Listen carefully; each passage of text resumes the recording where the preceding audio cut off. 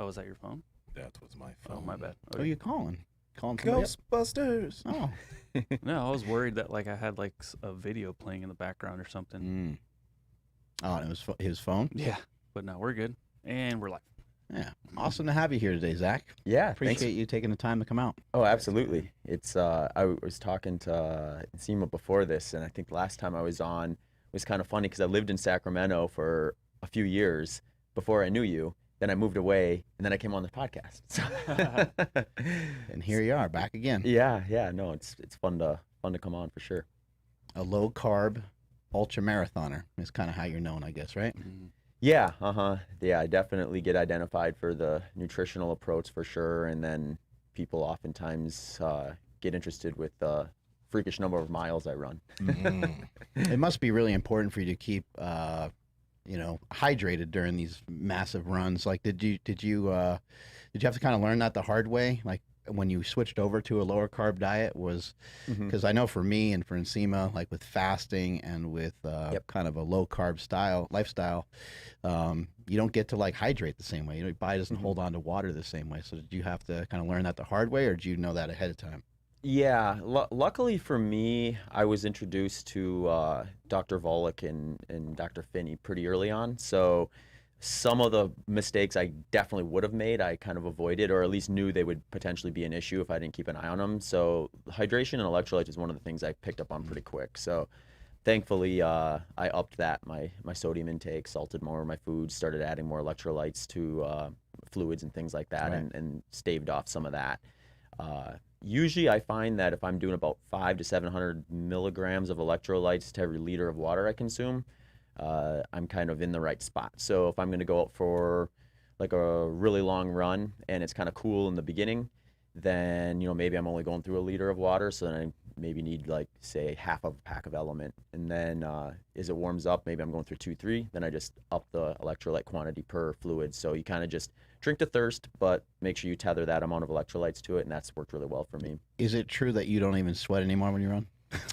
Not in Phoenix, or at least I don't feel like I am. It's leaving me for sure, but yeah, no, it's you get efficient for sure, especially when you train through the summer and then go somewhere a little cooler. It does feel like, oh wow, my body's so good at cooling, I barely notice that I'm sweating at all. And my most kind of polarizing experience with that was in 2019. I trained for a 100-miler through the summer, did a 100-mile race in the Olympic training facility in Milwaukee, which they keep at 60 degrees because they've got a speed skating rink in there, so they can't let it get any warmer than that. So I was thinking about that during that race. I was like, man, it was almost twice as hot on some of my long runs for this, whereas in here, it's nice and chilly. And I think I was kind of surprised how little water I went through that day. But I wonder, does that have any impact on your speed? Does that somehow make you run faster or make you move slower in any sort of way? Or are you not sure?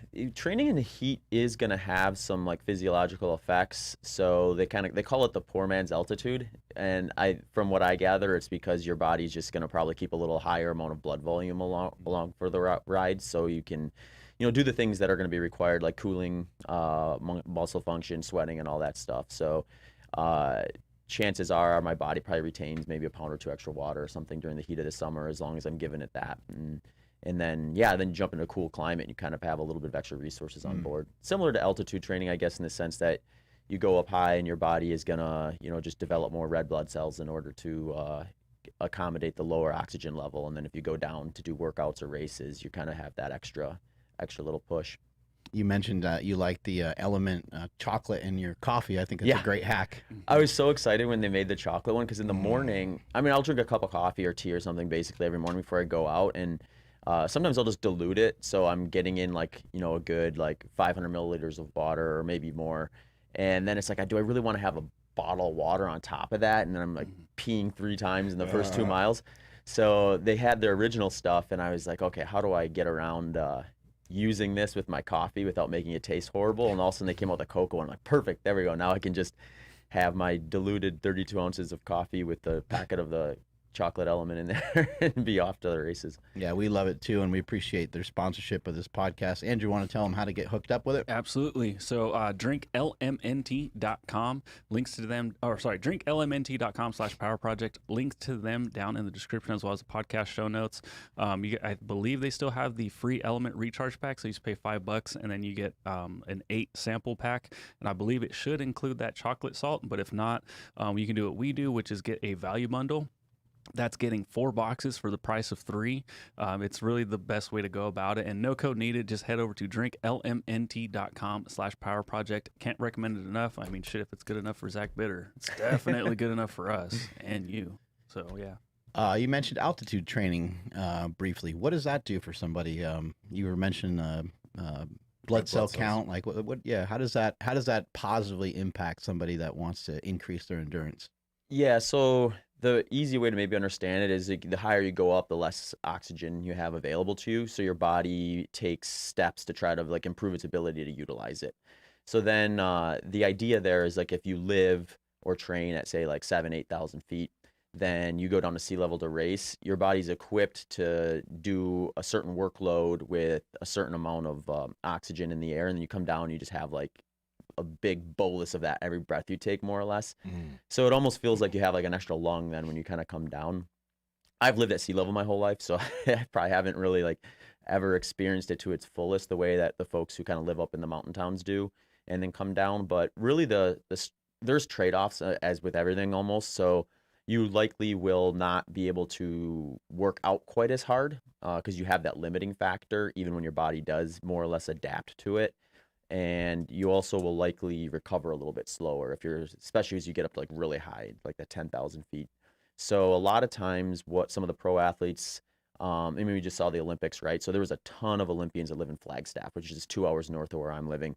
And they will live up there, but if they have like a big workout that they want to do, they'll come down to Phoenix or down closer to sea level and do that hard workout so they can really maximize just like all the adaptations from the output of that workout, hit the splits they're going to want to hit on race day and that sort of thing. Yeah, might not be able to run as fast when you have thin air, basically, right? Right. Yeah. So it can compromise your workout quality, so to speak. So if you can swing it, being in a mountain town where you can hop down to sea level and do some of those speedier sessions a couple times a week, then that's kind of the sweet spot, I think. And that's where we're seeing a lot of those Olympians kind of like try to hack that lifestyle a bit.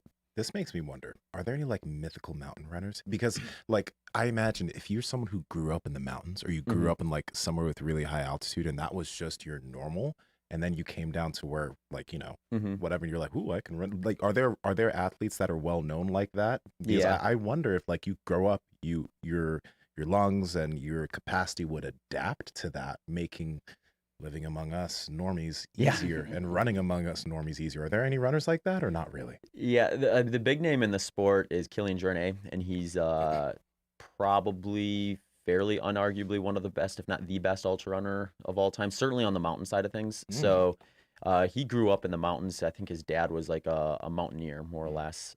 And he was out there playing around at altitude, up and down mountains at age 3. So he was like historically kind of like out there in that. And, you know, you watch some of the videos of him running like on what they call like the spine of some of these peaks where, I mean, you're going to die if you fall either way.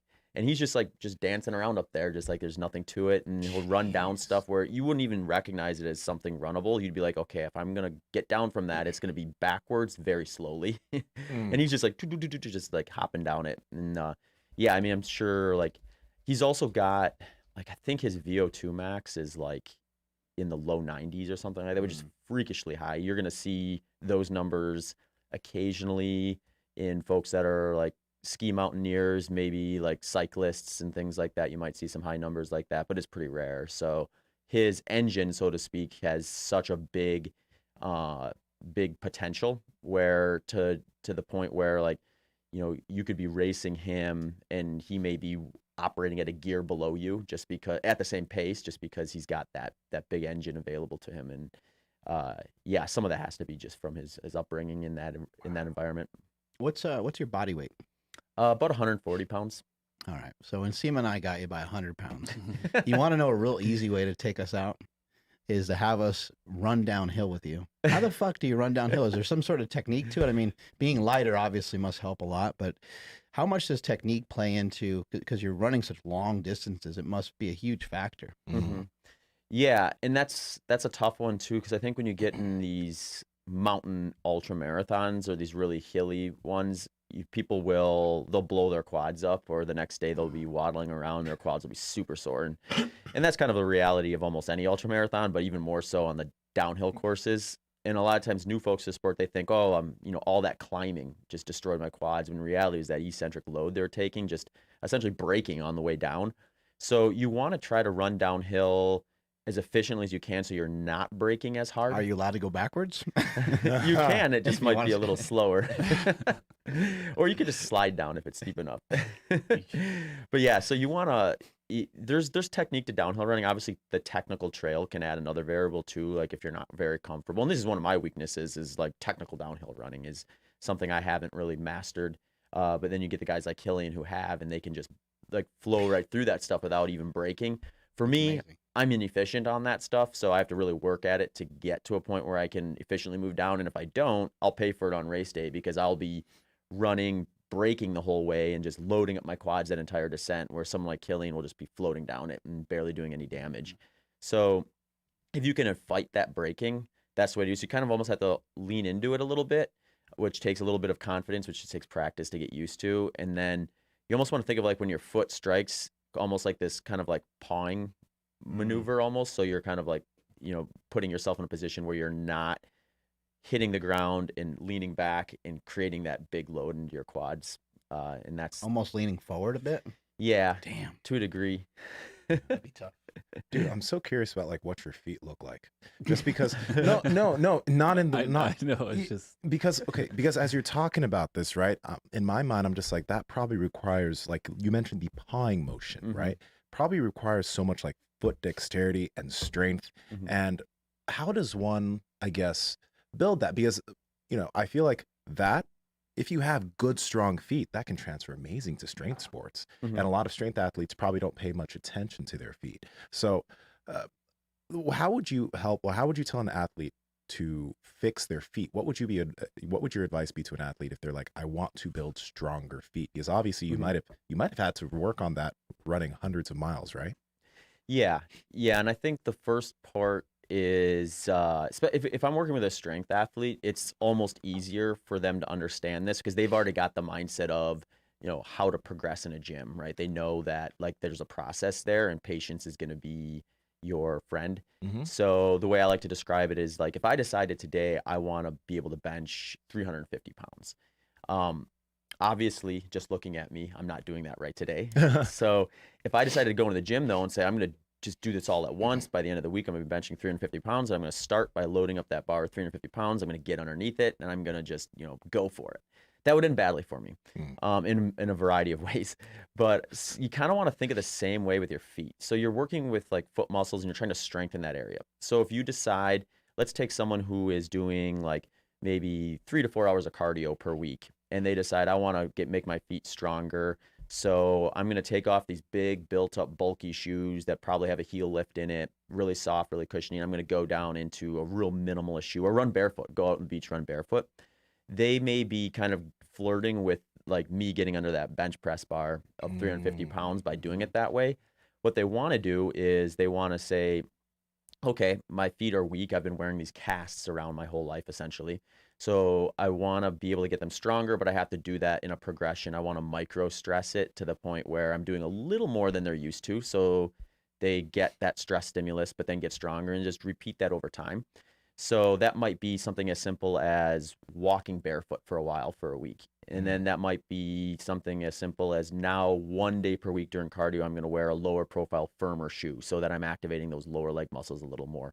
For me, I like wearing Ultra footwear because they make foot-shaped toe box, which is also going to allow their toes to splay out a little more. You splay that toes out, you're going to activate those muscles a little bit better than if they're kind of restricted. Less cast, I guess, is the way to maybe understand. Think of it that way. And and then you just want to kind of gradually, you want to be listening to your body though. So like if I wake up in the morning and I'm trying to make my feet stronger and my feet are sore, my calves are sore from whatever I did the day before, I might not go back to the barefoot or the low profile, like minimalist footwear for that next day's workout. That day I might, wear some little more cushion and let that area catch up.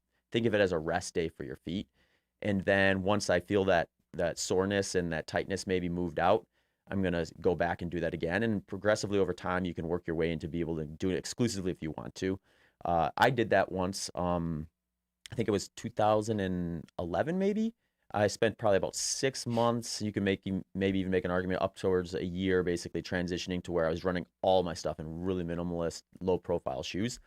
I got really, really strong lower legs from that. Nice. So which is good, I want that. But then I think there's a point at which you want to start looking at these shoes as tools.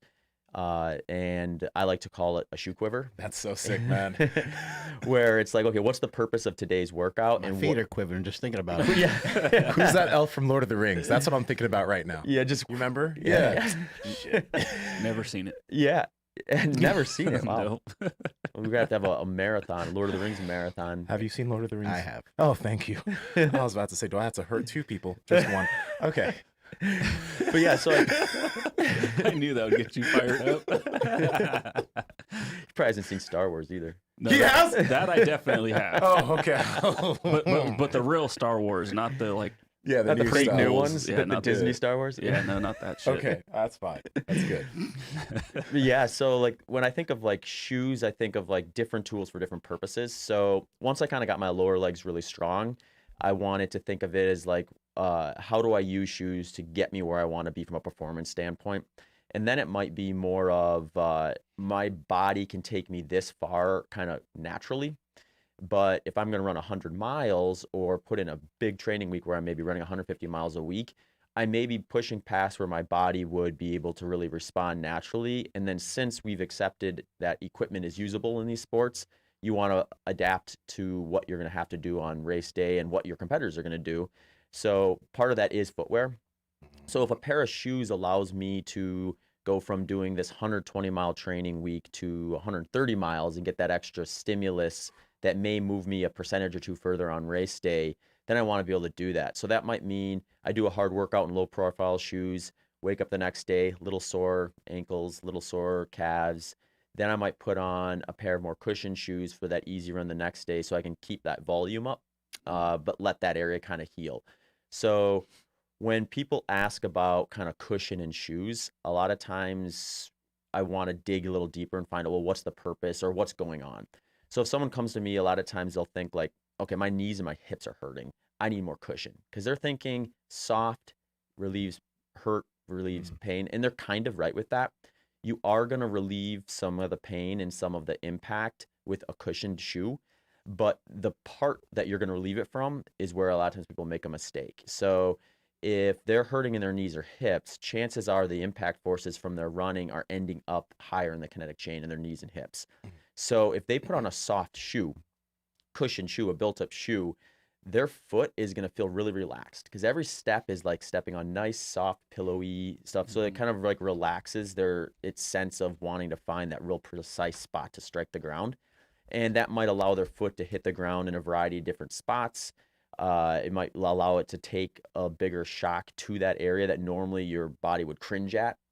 And what that does is those impact forces are going to be there regardless, so they're just going to send them up into your knees and hips. So that person may benefit from a little more of a firm shoe. It doesn't necessarily have to be minimalist or low profile, but a shoe that has a more dense midsole foam, so that when they step down, it feels more firm, or less squishy, less kind of like manipulable from how far you push that foam into the ground. And what that's going to do is it's going to create their body's sense to find that real precise striking point on their foot, which is kind of your first point. And those nerves are really sensitive there, so you can really trust them to kind of find that spot. Could you maybe find some of that just by like maybe running like in a field or something, just running on some grass with no shoes or something like that? Yeah. And if you do that, that's going to be like as minimalist as you can get, right? So if you're running completely barefoot on like a field, your body is going to be hypersensitive to where you step, because it's going to be sensing for things like sharp rocks. It's going to want to pull back if it steps on something that's going to do damage. You'd be better off probably building up the calluses on the bottom of your feet before doing that. But those nerves on your feet are very sensitive, so they will feel that and you'll respond really quickly. So as you're planting down, if your body feels like, okay, this is gonna hurt as I bear weight, it's gonna shift to the spot where it won't, which is gonna typically kind of be the balls of your feet, more mid to forefoot area of your foot. It's also gonna make your cadence likely speed up and your plant to land underneath your bent knee versus out in front of it. If your foot's way out in front of your knee, that means you're probably on your heel, which is not a very comfortable spot to strike if you don't have cushion there. So that level of precision is going to create a situation where your legs are basically 3-foot shock absorbers, and those impact forces are still going to be the same. They're just going to end up in the spots your body intends them to. So they're going to do less damage to you long term and short term in some cases by having that. So that person, just like the person who's got sore feet, sore ankles, sore calves, may want that cushion, especially if they can pay attention to their form and keep their form nice and uniform from what it would normally be. The person with like sore knees, sore hips, or quads and that sort of stuff, they may want a more firm, sometimes lower profile shoe to make sure that their foot is landing very precisely.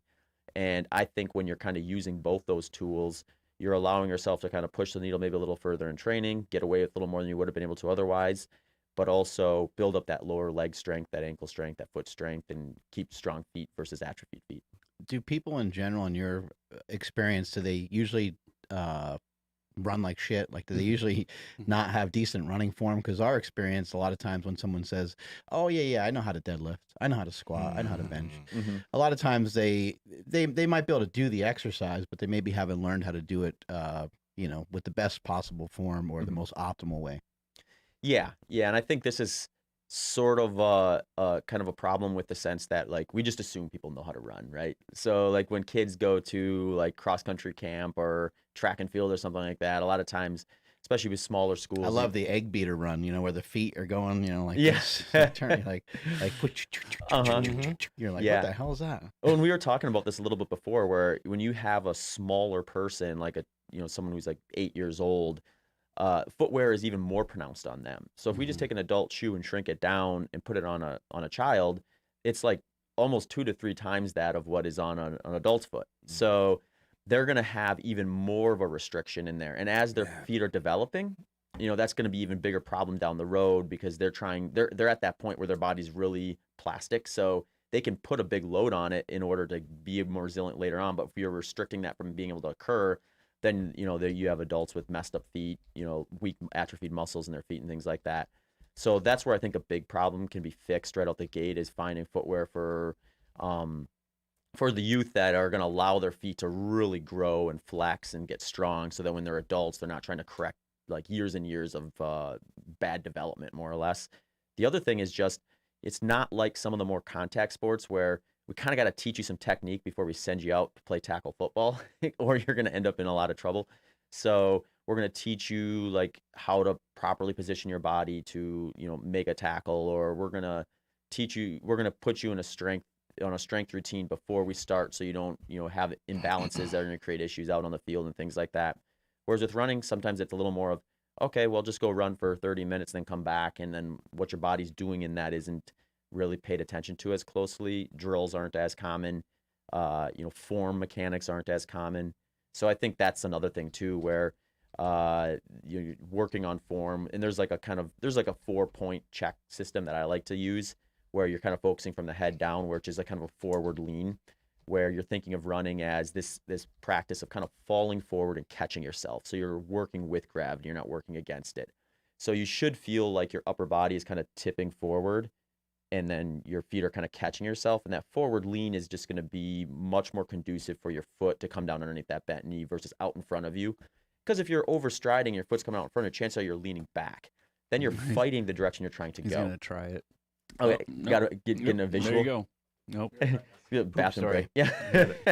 I like what you're saying there. That makes a lot of sense, because I think for myself, I'm like, okay, try to be more upright, and then I run like a robot, and then I'm like pitching my legs out far, and then because of my mobility is not great, when my foot strikes, my knee is in a more locked out position than what my body likes, and that's how I kind of texting you back and forth. I'm like, I only ran for like 2 weeks and I kind of tweaked something. So I've been back to running since that time. But so that'll be really valuable for me to try to lean into it a little bit more forward. That'll probably help a lot.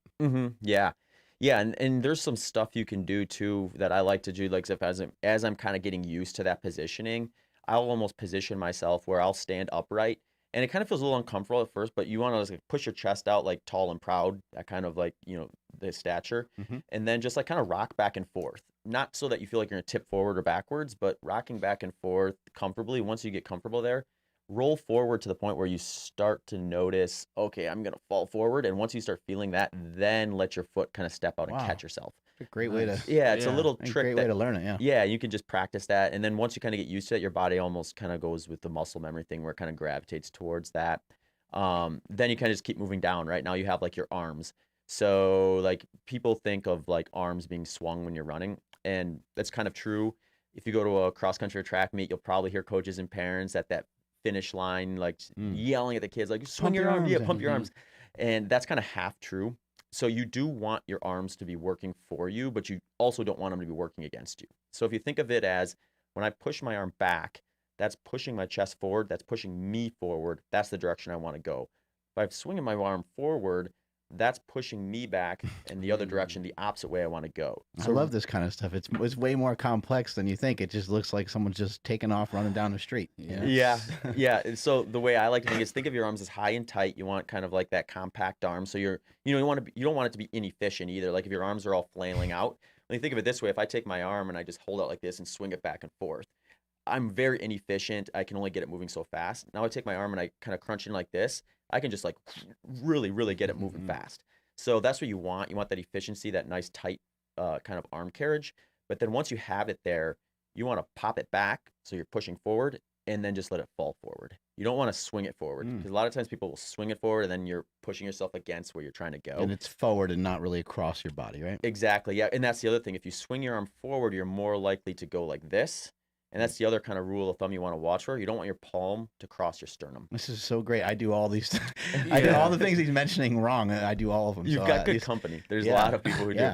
I'm excited though because these are things I could work on. Yeah, and these things all feed into one another. When you get the forward lean and you pay attention to that, it promotes the proper arm carriage and it promotes pop back, fall forward. And if you think about the pop back, fall forward, tight arm carriage, it promotes the forward lean. So these kind of things work with one another. Next thing, if you move down, is what we kind of talked before is where is your foot hitting the ground in relation to your bent knee. So a lot of times what people can do is they can take their phone, put it on video mode and watch themselves run past it from the side. A lot of times I'll see people, they'll be like, I want to get my form checked. And there's value in a 360-degree form analysis. That's like a very like detailed version. But a lot of times what I'll see, and I cringe at a little bit, is if someone goes on a treadmill and they record themselves from behind to look for these tiny little millimeters of like pronating or supinating and try to make adjustments from there. When in reality, like it's a lot easier to make a correction when we're dealing with a much bigger area or a much bigger thing to notice and recognize if there's actually something going on wrong there. And that can be better seen from the side. So from the side, I can see where my foot is landing in relation to my knee collapsing in. And if I notice someone's like foot is reaching out in front of their knee, then that's a problem that we want to fix because that's going to cause problems. Their toe is reaching out further than their knee. Their toe is pointing up, their heel's clamping down on the ground, and it's out in front. Now, a lot of times people will look at this maybe a little too absolute as well, and they'll say like heel striking's bad, forefoot mid strike is good. In reality, they're all fine as long as they're underneath bent knee. I've seen people kind of strike in the back part of their foot, but when I look at their video from the side, their foot is underneath their knee and it's coming down, and it's not going to create a problem with their impact forces necessarily. And they may just be working with their body's unique, their unique structure. Because you might have someone whose one leg is longer than the other, one foot is bigger than the other, and that sort of stuff, which is going to create a very unique form for them. So you don't want to necessarily try to make everyone look picture perfect because some people that's just not going to be their reality. You want to make sure they're not doing damage though. So making sure that their foot's not out in front of that knee is a good way to check for that. You can see that from the side video. And if they are, then this is maybe the one that's harder to like do from that particular thing because they're like, okay, I'm doing it wrong, but now what? So it's easy to say, well, bring your foot back, but there'll be like, well, how do I do that? And the next one is what can really help with that is, well, first of all, they'll probably have a harder time doing it if they do the first two things right, like the forward lean, compact arms, pump back, fall forward. But cadence is going to be the one that maybe is best at correcting all of these things and gets you closer to doing all of them. Certainly the overstriding thing. Cadence is a moving target. A lot of times people will identify as like 180 steps per minute is like this sweet spot. And that's kind of right. Like if your cadence is 180 steps per minute, chances are you're not overstriding by a lot, because you'd have to be moving your legs very quickly to get 180 strikes in a minute with a really elongated stride. Chances are you're going to tighten your stride. It's going to bring your foot back under bent knee just by getting up to that. So I'll check someone's cadence. And the way I like to do this, or easy way to do it, is if I just decide to, I would go for a run, try not to do anything different than you normally would, but just count how many times your right foot strikes the ground in 20 seconds. If you take that number and multiply it by 6, that's going to give you your cadence for both feet per minute. So if let's say I've got someone and theirs is 30, multiply that by 6, that's 180, they're probably in the right spot. And I'll say I get someone who is like 25, they're only 150. So they're getting pretty low. Usually like everyone's gonna be a little different, but usually when someone's dipping under 160 or even down in the low 160s, I'm starting to kind of pay attention to whether they're overstriding or not. And we're going to want to incrementally work them up. I don't necessarily want to take them from, say, 155 up to 180 because they're going to be changing a lot of mechanical variances then, and they can hurt themselves by just that level of change. But we are going to want to incrementally bring them up. Most people, kind of a sweet spot's going to be about 160 to 180. You might see some folks going 190 plus. Is that if they're really short? It can just depend on kind of how fast their feet are moving or their legs are moving. So I guess if you're short, you're probably going to likely have a higher cadence, I would imagine. But it's pretty specific to the individual, and it is a moving target. So like if you're running slower, you might be lower, like closer to 170.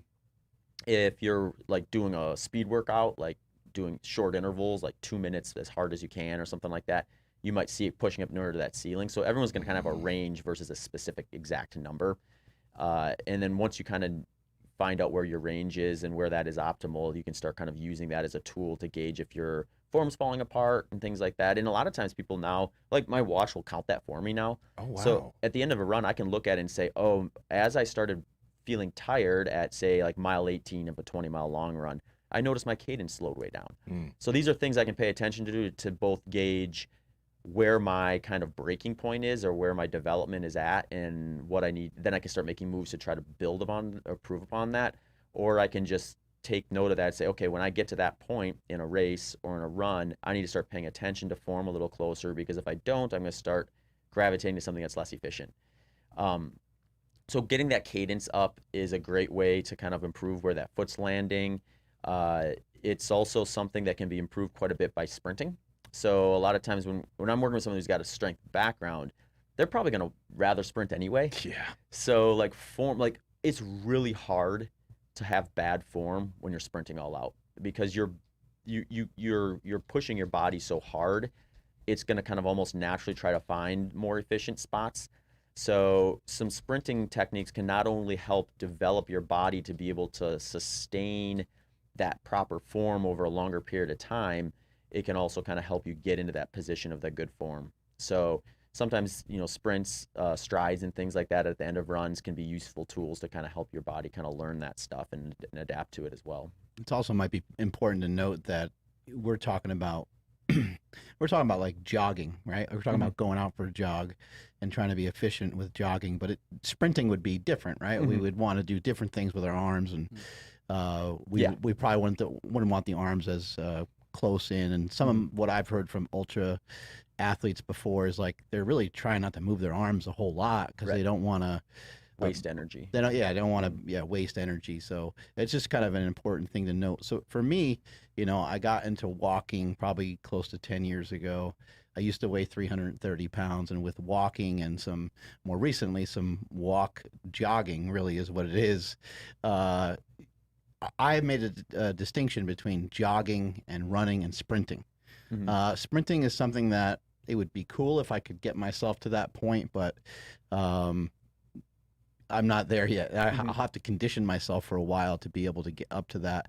I don't want to just go out and just, hit up a sprint out of nowhere and like blow a hamstring or a calf or Achilles tendon or have some crazy setback that sets me back for a year or something like that. So this is a shot of me doing kind of more of like a run, because I've been working on taking the jog a little bit faster here and there. And I did like 8 of these the other day, and see what you think. I can show you a closer version of it over here. I know how this looks like. Forrest Gump. There you go. You can see it there. Yeah, we can pull some stuff from that. So here's what I think. So you were saying, like, if you look here, I'm leaning back a lot, which is what you talked about. And I'm leaning back because I'm thinking, like, I need to have my body upright. So I'm leaning back rather than, like, leaning forward. It's like RoboCop. Yeah. I think the first things I would...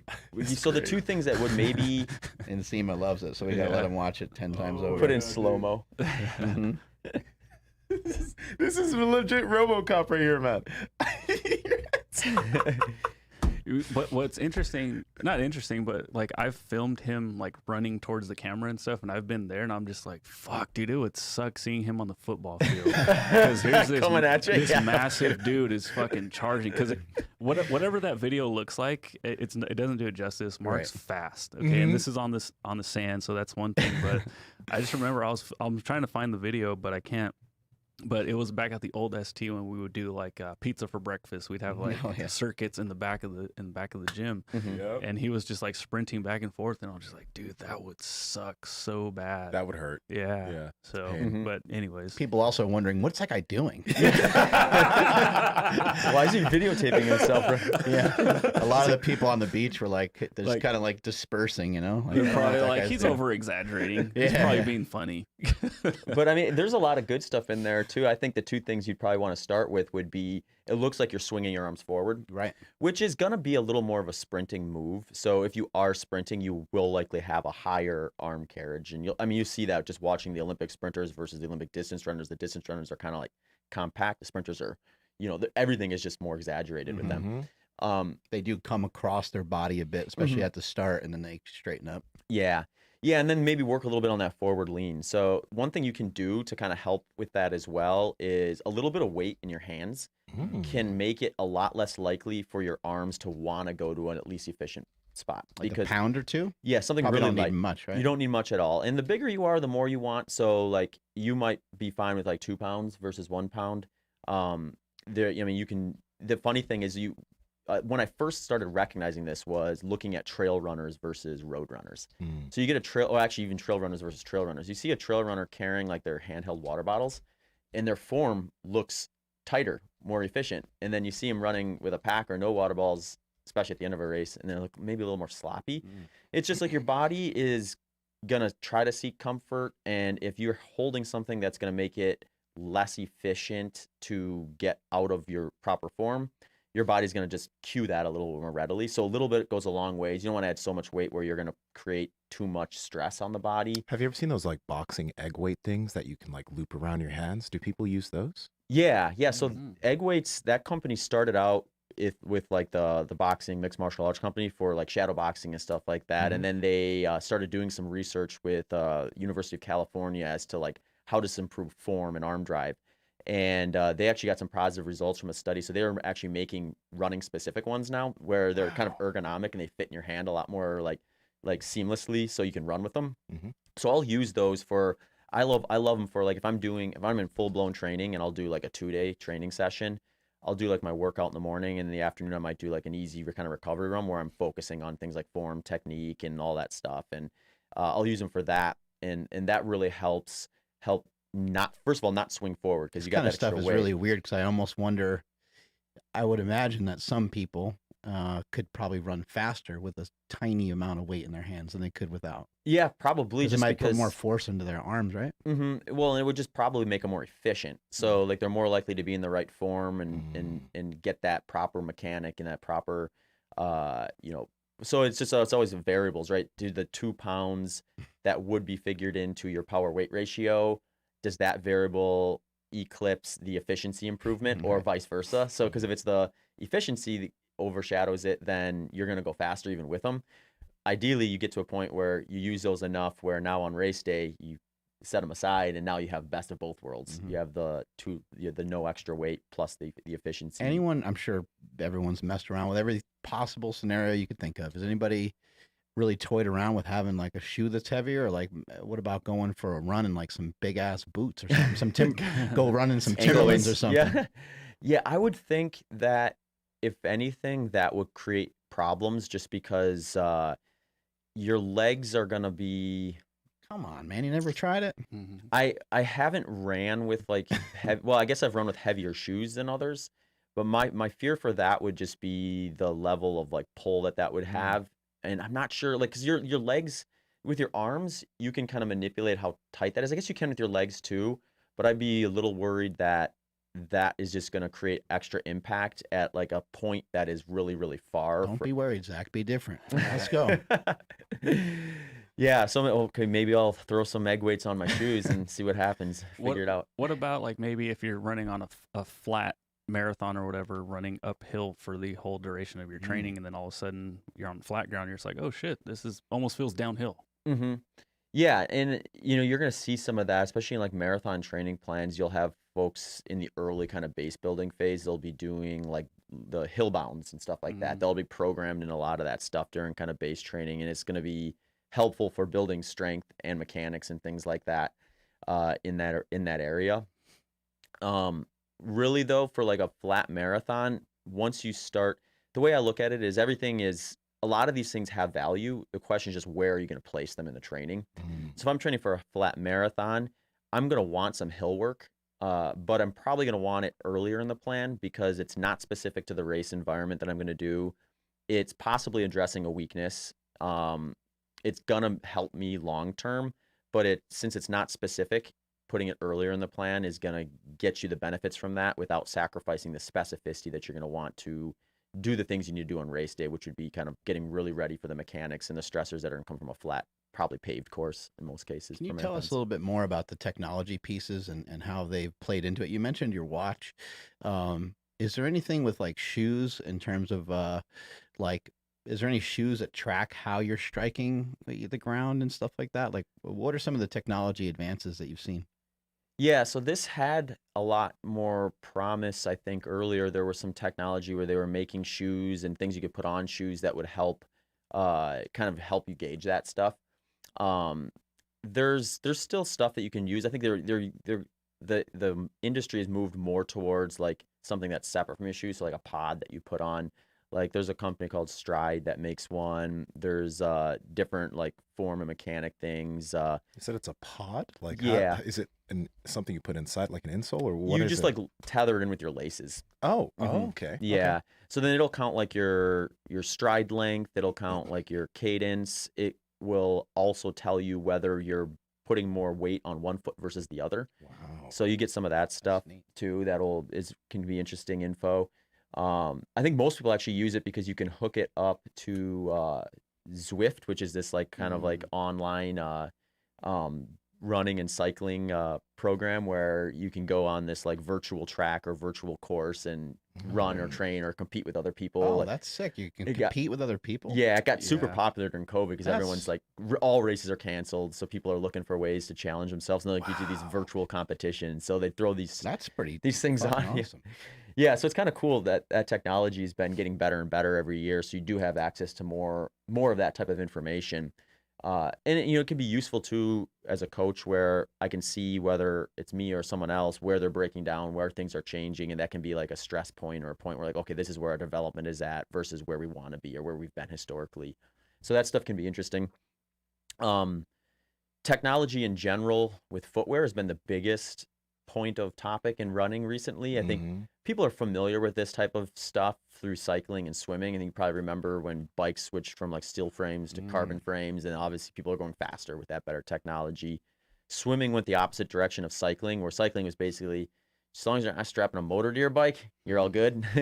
Whereas with swimming, they made those speed suits. I don't remember the Olympics, maybe in 2008 or 2012, where they were breaking all these world records because these suits kind of gave them like a buoyancy effect. So they were, as a swimmer, if you can keep yourself kind of like above or on the plane of water, you're going to be faster and more efficient. It's when you start sinking under where you're you're pushing up against more water and not getting as efficient. Those suits help them stay upright a little bit, which is why those records were getting broke. So they said no more speed suits. So then they had to kind of go back to the old technology. Running hit a similar kind of technological advance in probably would have been closer to 2014 when it started getting developed. It wasn't actually put into any of they call prototypes, essentially, as like a shoe that isn't at market yet, but a company has versions that they're still tweaking. Maybe it's a final product, but they just haven't got it out on the shelves yet. Nike came up with this new foam technology. When you think of foam in running shoes, what happens is you're going to push down in that foam. And then the next question is, well, how does that foam respond back? So the more responsive that foam is, the more energy return you get from it, or the least amount of energy you're losing into the shoe. This is why historically, like a real low profile, firm, or almost like barefoot type shoe was going to yield a better performance output, because you're not losing nearly as much energy in a solid surface as you are a soft surface. Kind of like running on the beach, pushing down into that sand, that's going to slow you down, versus on concrete, very little push down on that, so you're going to pop right forward off of that. If I was on the track, I would have looked like Carl Lewis. Definitely, yeah. They could have put you on that 4x100 team, and they probably would have done better than 6th place, right? So the foam in this new technology has gotten so much better, where it just gives back much more of a return, essentially, is the way to understand it. So now when you press down in the shoe, you're losing less energy. It's more efficient. And the studies have indicated like a 2 to 8% advantage of that, or improvement. So when we're talking about Olympic athletes, we're talking about minutes and seconds in the marathon. And, a 2% advantage can put you from 3rd place to 1st place, from 6th place to 3rd place, and stuff like that. So where the transition has been kind of goofy is Nike had this technology. So their athletes had prototypes as early as the Olympic trials for the 2016 games.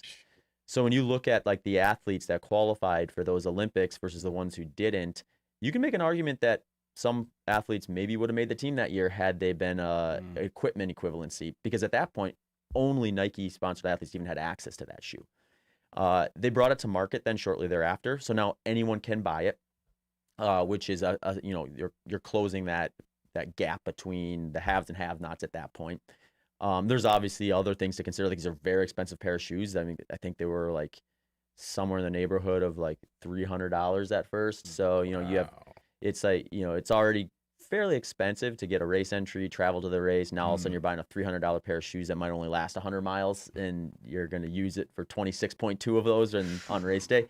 And you're probably going to want to do some workouts in them just to make sure they're not going to screw your mechanics up enough to hurt you. And but I'm getting ahead of myself a little bit here. So you have that, and then once it came to market, now you have other brands trying to play catch up, right? They're like, okay, there's this new technology, it's not getting regulated, we need to have an option for our athletes and for our customers too. So now they're trying to play catch up. Well, in that interim between Nike having those prototypes available to their athletes unregulated, to the point where they brought it to market, now the governing bodies start getting involved. They're like, okay, this shoe's on the shelves. This is making a difference. Records are getting broken. People are getting beat by people who they otherwise would have normally been beating, and stuff like that. And we need to make sure this is something that our sport can tolerate. So the governing bodies came in and started putting some regulation on it, because essentially there's a ceiling on how much of that foam you can stack into your shoe before it just becomes, you're stacked up so high that you can't even run in it. But I mean, that ceiling was quite high. We were seeing some prototypes that were like 60 millimeters. An average shoe is 25 millimeters of cushion, midsole cushion, for those curious. So an over doubling of that, 2.5 essentially. And so you're seeing these huge performance advantages with that. So the governing bodies kind of came in and said, we're going to put a ceiling on it at 40 millimeters.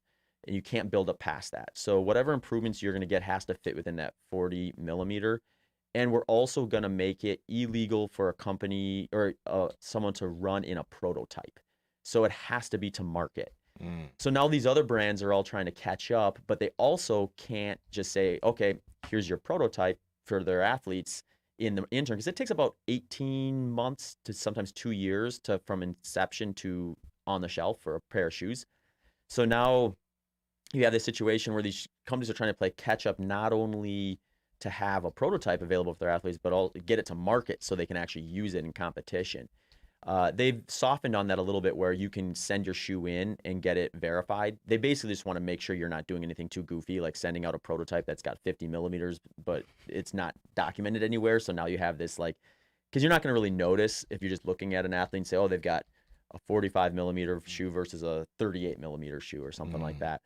So now, like a company, once they have a prototype made, they have to send it in to World Athletics, have them analyze it, make sure it fits all the criteria that they put in place, and then the athletes can use it.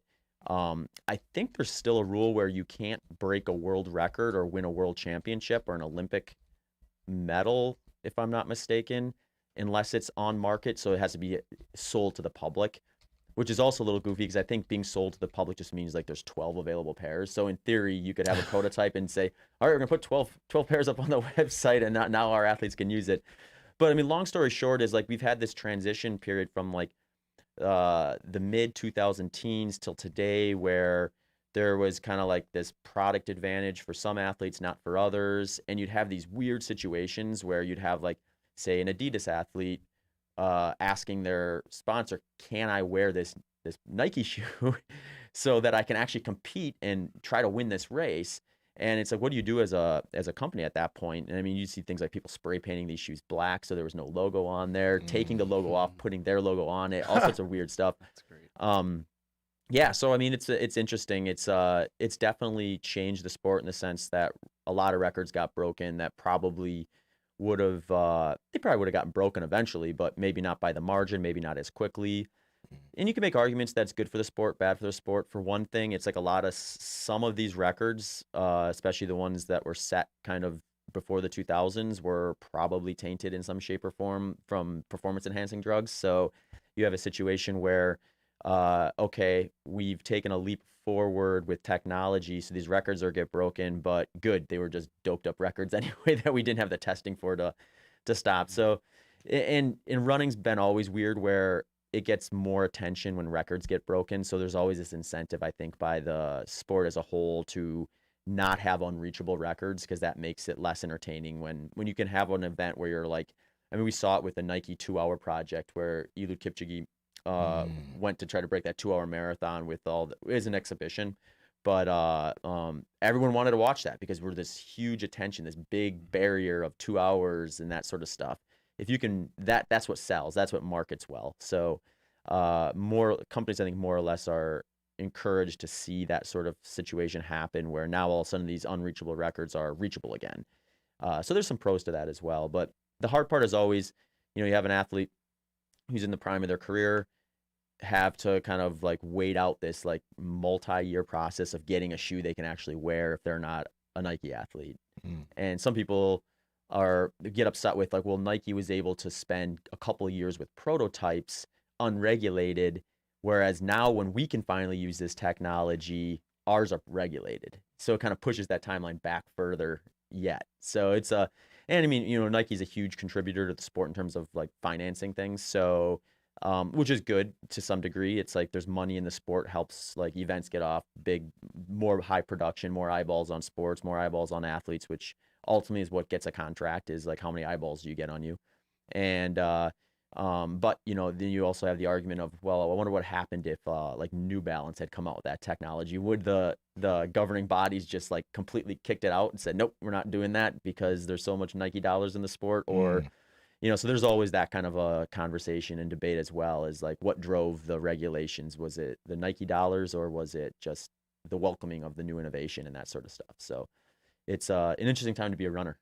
It makes me wonder sometimes. I saw this video of, Carl Lewis was like, he was the 100-meter when like during the Germany Olympics, right?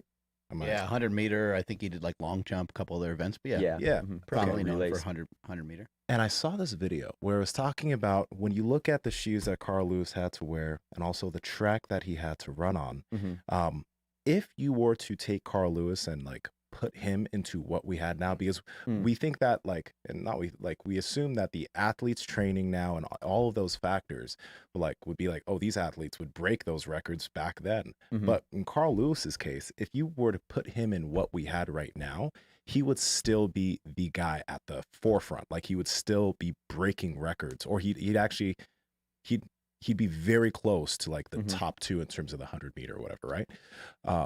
And I wonder if like the technology now, if it's really, if like the athletes are actually better now, or if like the technology has just made everything so much better. And the athletes are still high level, but are they so much better than athletes that were doing ultras or 1500s 30, 40, 50 years ago? Yeah, it's really an interesting topic, and there's a lot of moving parts with that one too, because when you look at especially sprinting, there was such an incentive for performance enhancing in the 80s and the 90s, and there just was very little to no regulation. The regulation that was there was fairly easy to sidestep in the sense that, you know, you might just make up an excuse and they might say, okay, fine, you're off, and then it would never become a topic of conversation. So, I mean, you can make an argument that, well, then everyone was probably doing it, therefore it's at least more level. But then you have this situation of like, how do you square that with a much tighter regulated sport now?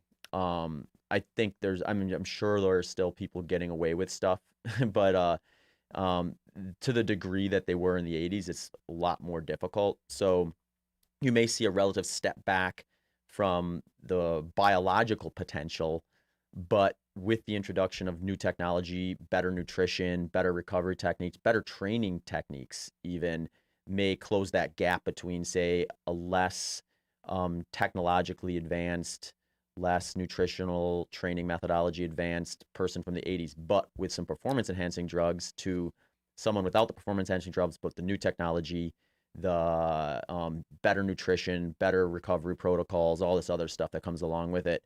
And like, how do all those variables stack up against one another is a really interesting point. But I mean, I would love to see Carl Lewis at his prime today. Let me correct that name. Jesse Owens. Oh, Jesse Owens. Yeah. That was the video. Like if you guys search up Jesse Owens comparison to today. I think someone wrote a whole book on this, right? Isn't it? It might be a book, but I only saw a video. I forget what the name of the book there was is. a recent book, I think, wasn't there? Yeah. They talked about the track technology and stuff.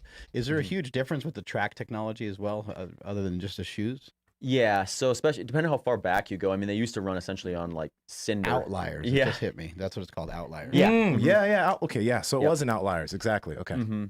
Yeah, so you get like a cinder track, essentially just like crushed dirt. I mean, right here, look at that. Like jeez. I did a race. He's and he's powerful. And he's cruising too. I mean, he's not.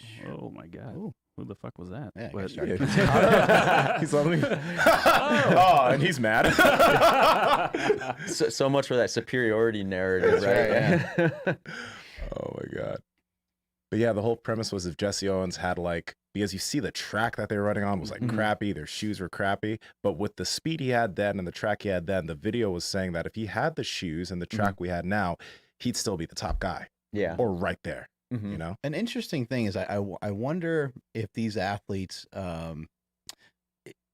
maybe like, so the modern day athlete is more aware of overtraining. The modern athlete is aware of doing other sports and doing other things could be really beneficial to even, something like an ultra marathoner or a marathon runner could get a lot of great benefit from even potentially playing another sport or lifting weights or having other activities, maybe swimming, things like that.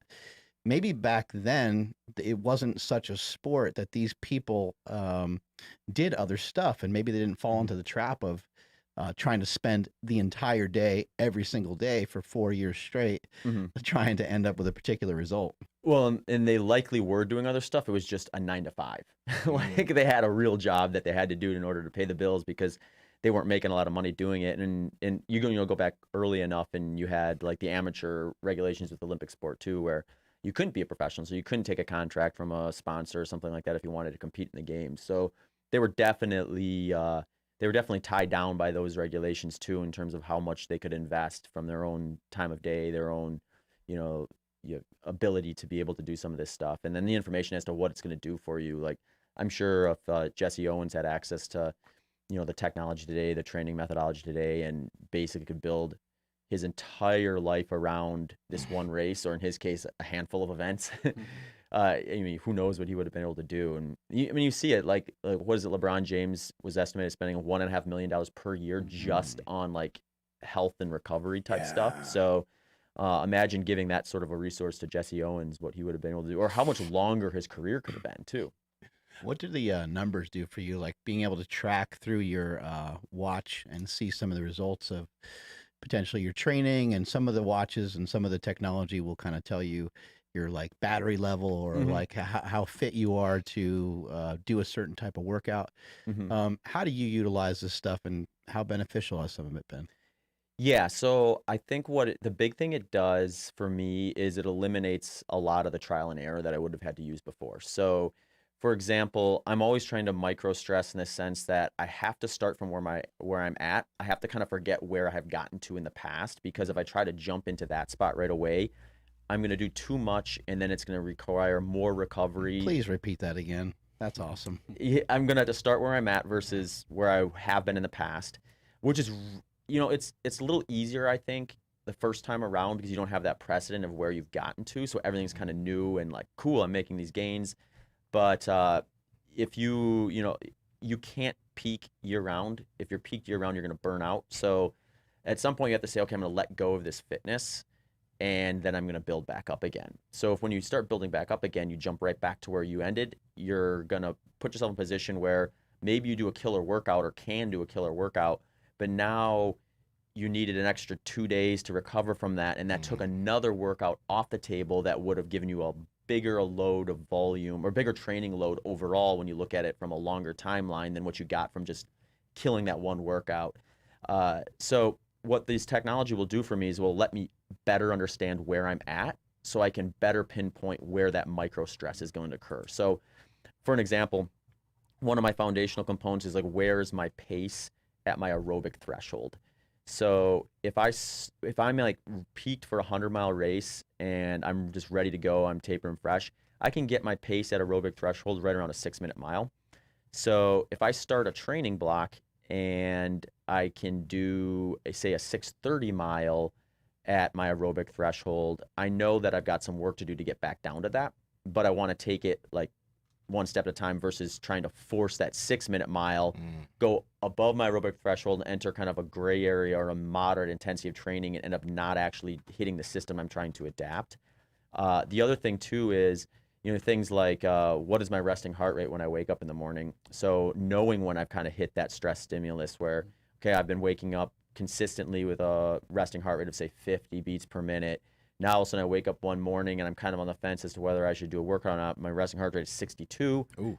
Maybe I want to let that come back down for a bit and take a rest day and then do the workout the next day. And it just gives you a lot less kind of guesswork. And when you eliminate some of that guesswork, you're more precise. When you're more precise, you get a larger workload in a time frame that you're looking at.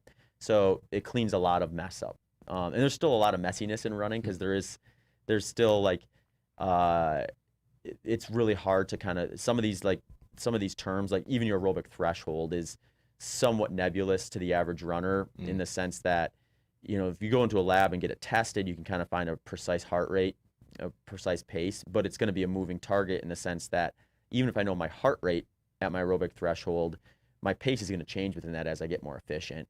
So I can use that. If I say my aerobic threshold is probably about 155 beats per minute, I know if I'm pushing, a 6:30 pace at that on week 1, but by week 4 I'm down to 6:10, I'm heading in the right direction. So I can confirm progress has been made. I'm not guessing, am I getting better or am I not? And so there's a lot that you can use with it as well. What I love when talking to athletes in different sports is just realizing how similar concepts from training are, because like when Mark had you repeat the idea of like knowing where you've been and not rushing towards there or not trying to train there, it reminds me of like a powerlifter who peaks for a meet.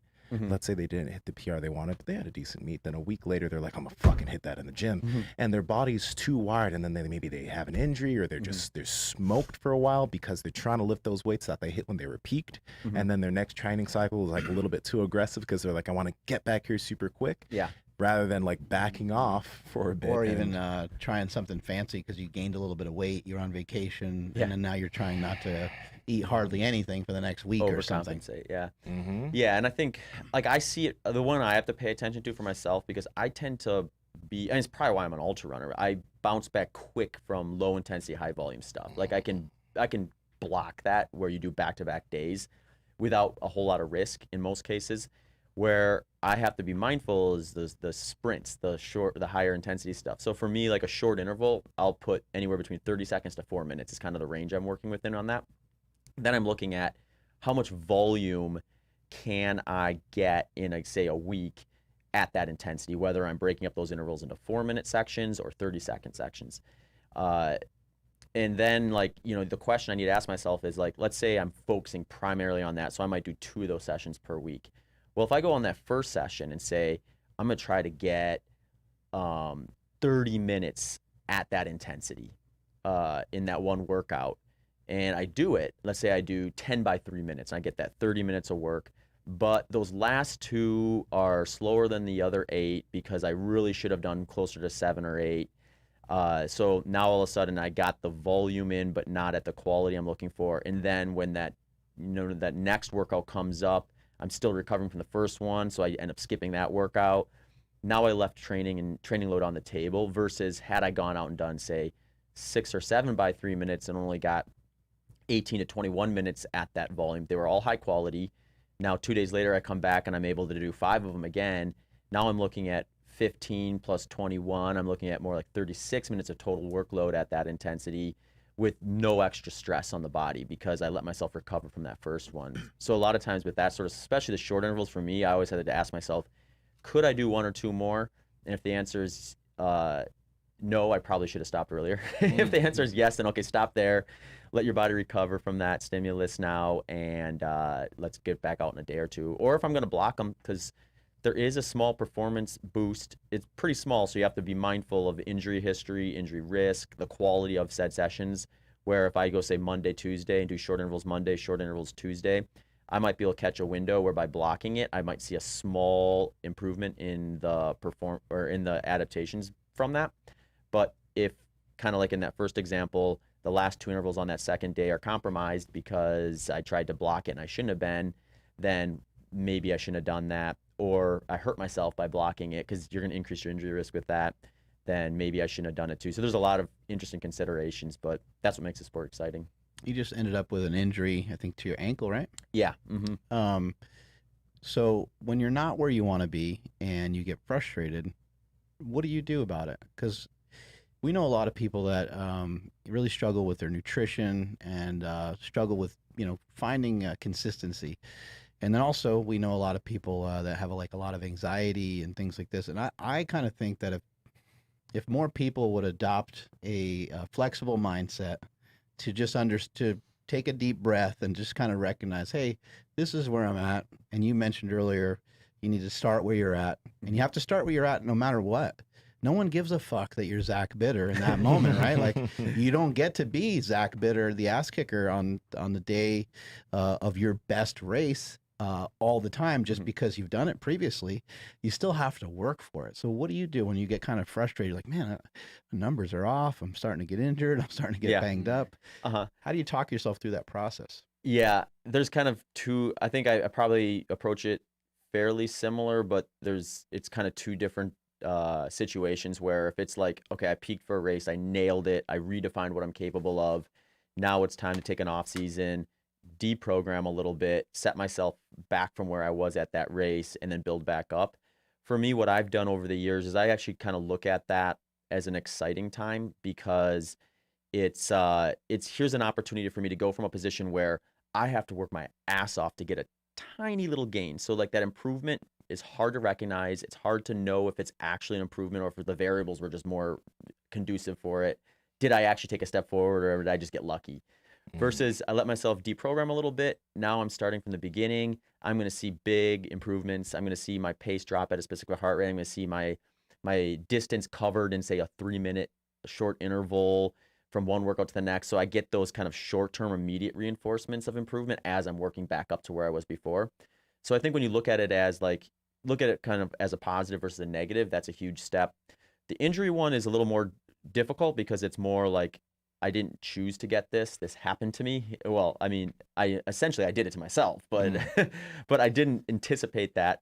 So I try to still look at it kind of from the same avenue where when I'm in, like, I try to reflect back because there's ultimately a time when I'm peaking for a race where training load's high, I'm stressing my body, as hard as I'm going to at any point, because I've gotten myself to the point where I'm able to do it. And ultimately that takes a lot of time. Like a training week might be 20 hours of running, strength work, mobility work, that sort of stuff. That doesn't leave a whole lot of time for other things to do when you're invested, especially physical things. So like, because you want to recover from that. So that might mean like, yeah, I better not go and, play ultimate frisbee or something like that. Or I don't have time to read that article about fat adaptation or whatever it is I'm interested in at the moment. Because I'm spending all this time focusing on this particular race or this training block. So when something like that, like an injury happens to me, I kind of rewind and think, well, what can I do physically that's not going to postpone my return to running that I have been passing on, but I would like to do. So sometimes that might be like, I'm going to work on some mechanics and strength stuff in the gym that's not going to negatively impact the area that I injured, or possibly even improve it. Or start asking questions like, well, how did I get this injury? What was going wrong with my body other than me maybe just doing too much that I can work on or focus on that will put me in a position where when I do that process again, it doesn't cause me to get injured. So for me specifically with this last one, I hurt my right ankle. And one thing I've kind of recognized through just the process of getting it looked at, working on it, rehabbing and all that stuff is that like my calves are super, super tight. So like what can I do better at and in the interim to kind of get that so that's going to be less of an issue, so that tight calf isn't pulling on my Achilles tendon, isn't pulling on the ligaments in my ankle to the point where if I do too much it becomes an issue and swells up the next day. So I like to look at it through that, like where are the kind of fun little explorations. And I mean, I've been really fortunate. This is the second injury I've got since starting ultra running in 2010 that has really removed any meaningful event for me. That's crazy. Yeah, so like in the last time I stress fractured my right sacroiliac, which is essentially your tailbone, and I had to take, I think it was about 7 weeks more or less off. That had to be painful. Sounds painful as hell. It was really weird. So I likely fractured it on a run or it kind of like officially like got to the point where it was noticeable. So then when I went out for a run the next day, it was just like sharp pain kind of. I actually thought it was sciatica at first. I was like, oh man, have I been sitting in a car seat too long or something? And so I went and got like some like I did like active release therapy and stuff like that to try to get it to go, and it just wasn't letting go. It was really weird. I'd wake up and I'd feel fine. Like after a couple days, doesn't hurt walking. Maybe I'll try a jog. I'd get like a couple blocks on the road, sharp pain would be right back. So then I knew like, okay, there's something weird going on here. So I got an MRI and that showed the stress fracture there. But during that time, I was like, well, what was the cause of this? Like, why did that? Because I had never broken a bone or fractured a bone to that date. So I was like, well, what was different this time? What am I doing that was inviting that sort of thing to happen? And one thing I recognized was I kind of changed my training environment a bit. I had switched from doing like a flatter, runnable 100-mile training plan to training for a more mountain 100-miler. So I was doing a lot of up and downhill stuff. I was adding a lot more vert to my training, and I probably just got a little too aggressive. And the downhill running on hard surfaces, in combination with like poor ankle mobility, probably drove those impact forces up into my my sacroiliac, and then it eventually gave. So you ran so much you broke your back. Yeah. That sounds crazy. Yeah. So it's so I mean, it's just, I think you can, if you look at these things as learning opportunities or ways to improve yourself in the long term, you don't beat yourself up quite as much about it. So, and there's the other side of it too, where when you have the situation I do where I'm rarely ever injured, you have to build in your downtime. You have to build in your off seasons. So you're probably, as long as you're staying motivated, you're probably going to take as little of that as you can get away with. And it's very easy, from what I've been able to kind of learn, to normalize suboptimal to the point where you're like, okay, yeah, this isn't really bothering me. This is fine. This is just part of it. But then when you give yourself a chance to like, okay, now I can't run for 4 weeks, everything kind of catches up and you start noticing like, oh, you know what? I probably need to pay closer attention to how I'm recovering, how this area of my body is recovering, where are some weaknesses here that I can address. You're out of your bubble for a moment, and now you can have better perspective, and you can say, man, I'm kind of doing shitty with my hydration. I'm kind of doing shitty with my food. Yeah. And it just all starts to hit you at once, right? Yeah. And for me, I'm a curious person, especially around the nutrition side of things. And, it gives me an opportunity to maybe play around with some things where I wouldn't be as convinced they would be ideal for performance given, the training stuff. So like, playing around with things like some of the time restricted eating type stuff, or like maybe even lower carbohydrate than I would normally go. How does electrolytes differ when I'm not training and sweating as much versus when I am, and stuff like that, or it's just kind of interesting things that you can kind of think about and focus on and maybe do a little more research on and learn more about too when you have that extra time and energy for it. That makes me so curious, man. There's so many things I hope that we get to, because I'm really curious what goes on up here when you're running, because that just sounds chaotic. But since you brought up nutrition, let's talk a bit about that, because first off, with the nature of what you do, a lot of people are like, oh, you probably eat a crazy amount of carbohydrates, but you don't. And then I'm also curious, you said you started ultramarathon running in 2010.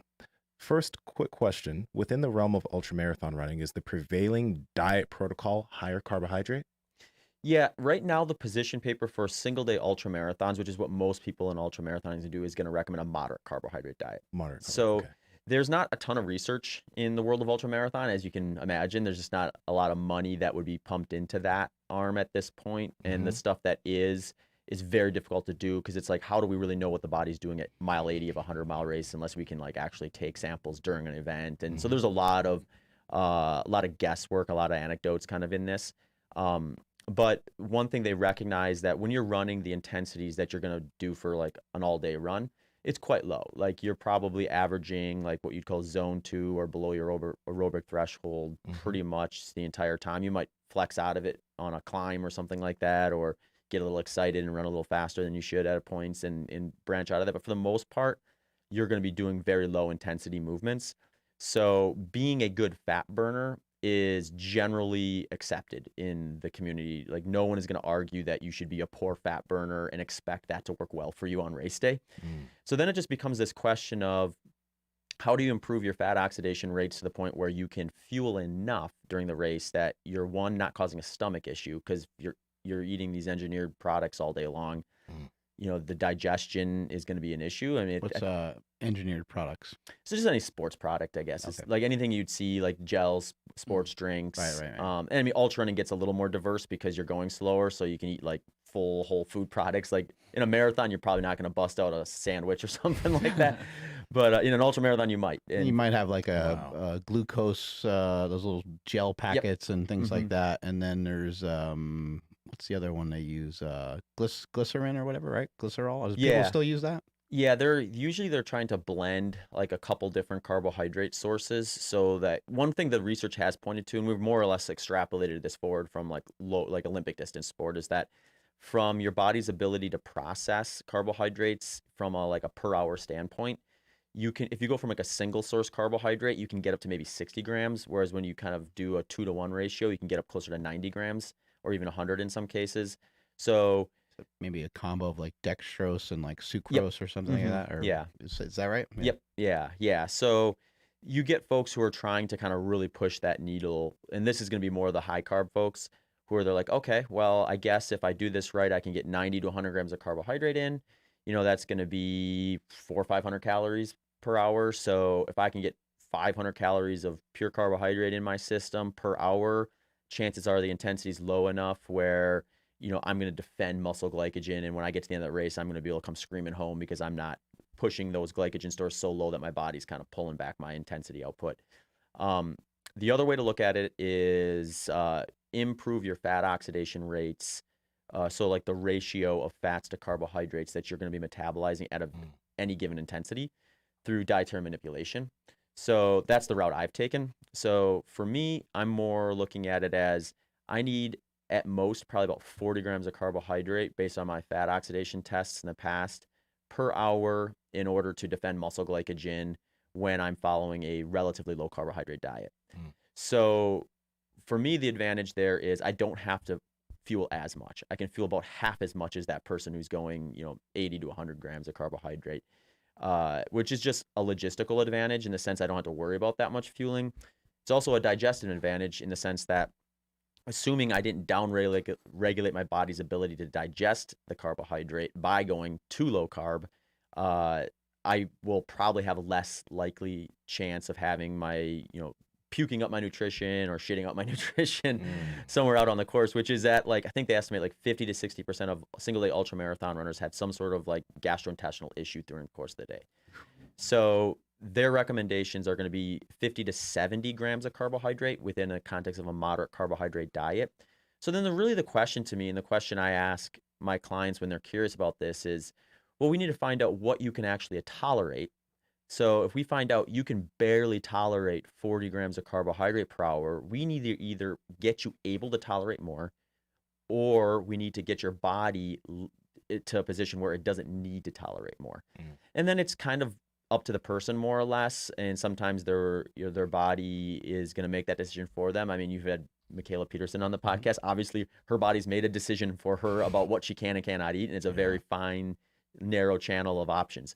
And there's going to be a wide range. Obviously, she's an extreme example, but there's going to be folks who have iron guts, so to speak, and can mainline that stuff. And for them, great. They can get away with it. If it's working well for them, I'm not going to fight against that.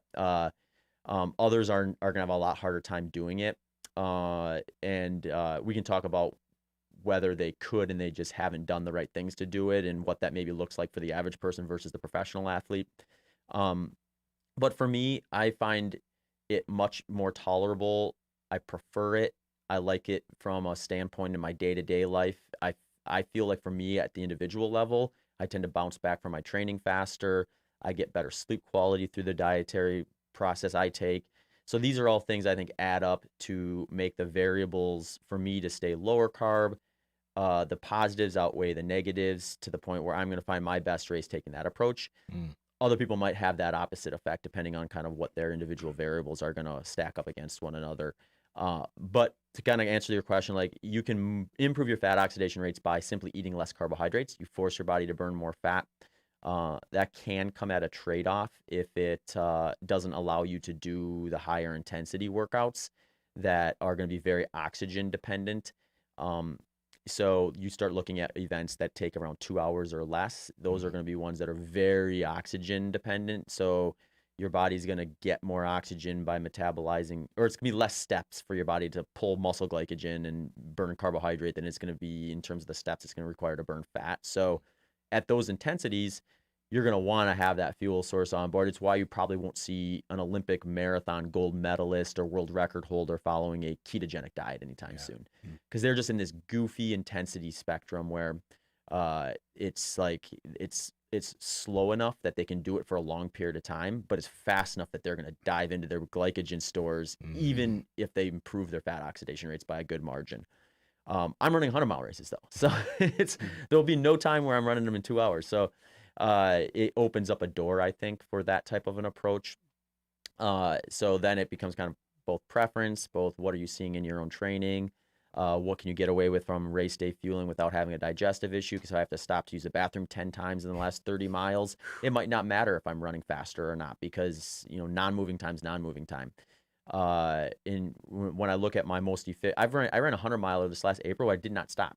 I did not stop to use the bathroom once. How long is that, by the way? Because I think I don't know what a 100-mile race, how long that takes, or what the barrier for a 100-mile race is. So how long does that take to finish? Yeah, so this is where the environment's going to is going to dictate a little bit. So ultra running is so goofy where you can find yourself on a 400-meter track like I have. That's going to be a little faster because you've removed all the variables to challenge you for the most part, other than your own forward movement.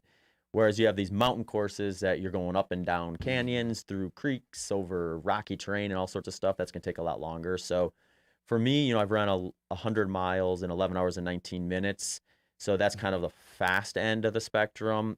You get out on a course they just had a race called the Hard Rock 100, where if you're breaking 24 hours, you're world class at that event. Oh my so God. It can almost double depending on the terrain. Oh my God. So that's another thing to consider too, because I see. 100 miles isn't always 100 miles from a time standpoint. And when you think about it, if I'm managing my energies for 24 hours versus 11 hours, it doesn't matter if those are both 100 miles. I need to peel back a little bit on intensity to do 24 hours versus 11 hours, regardless of what the distance is.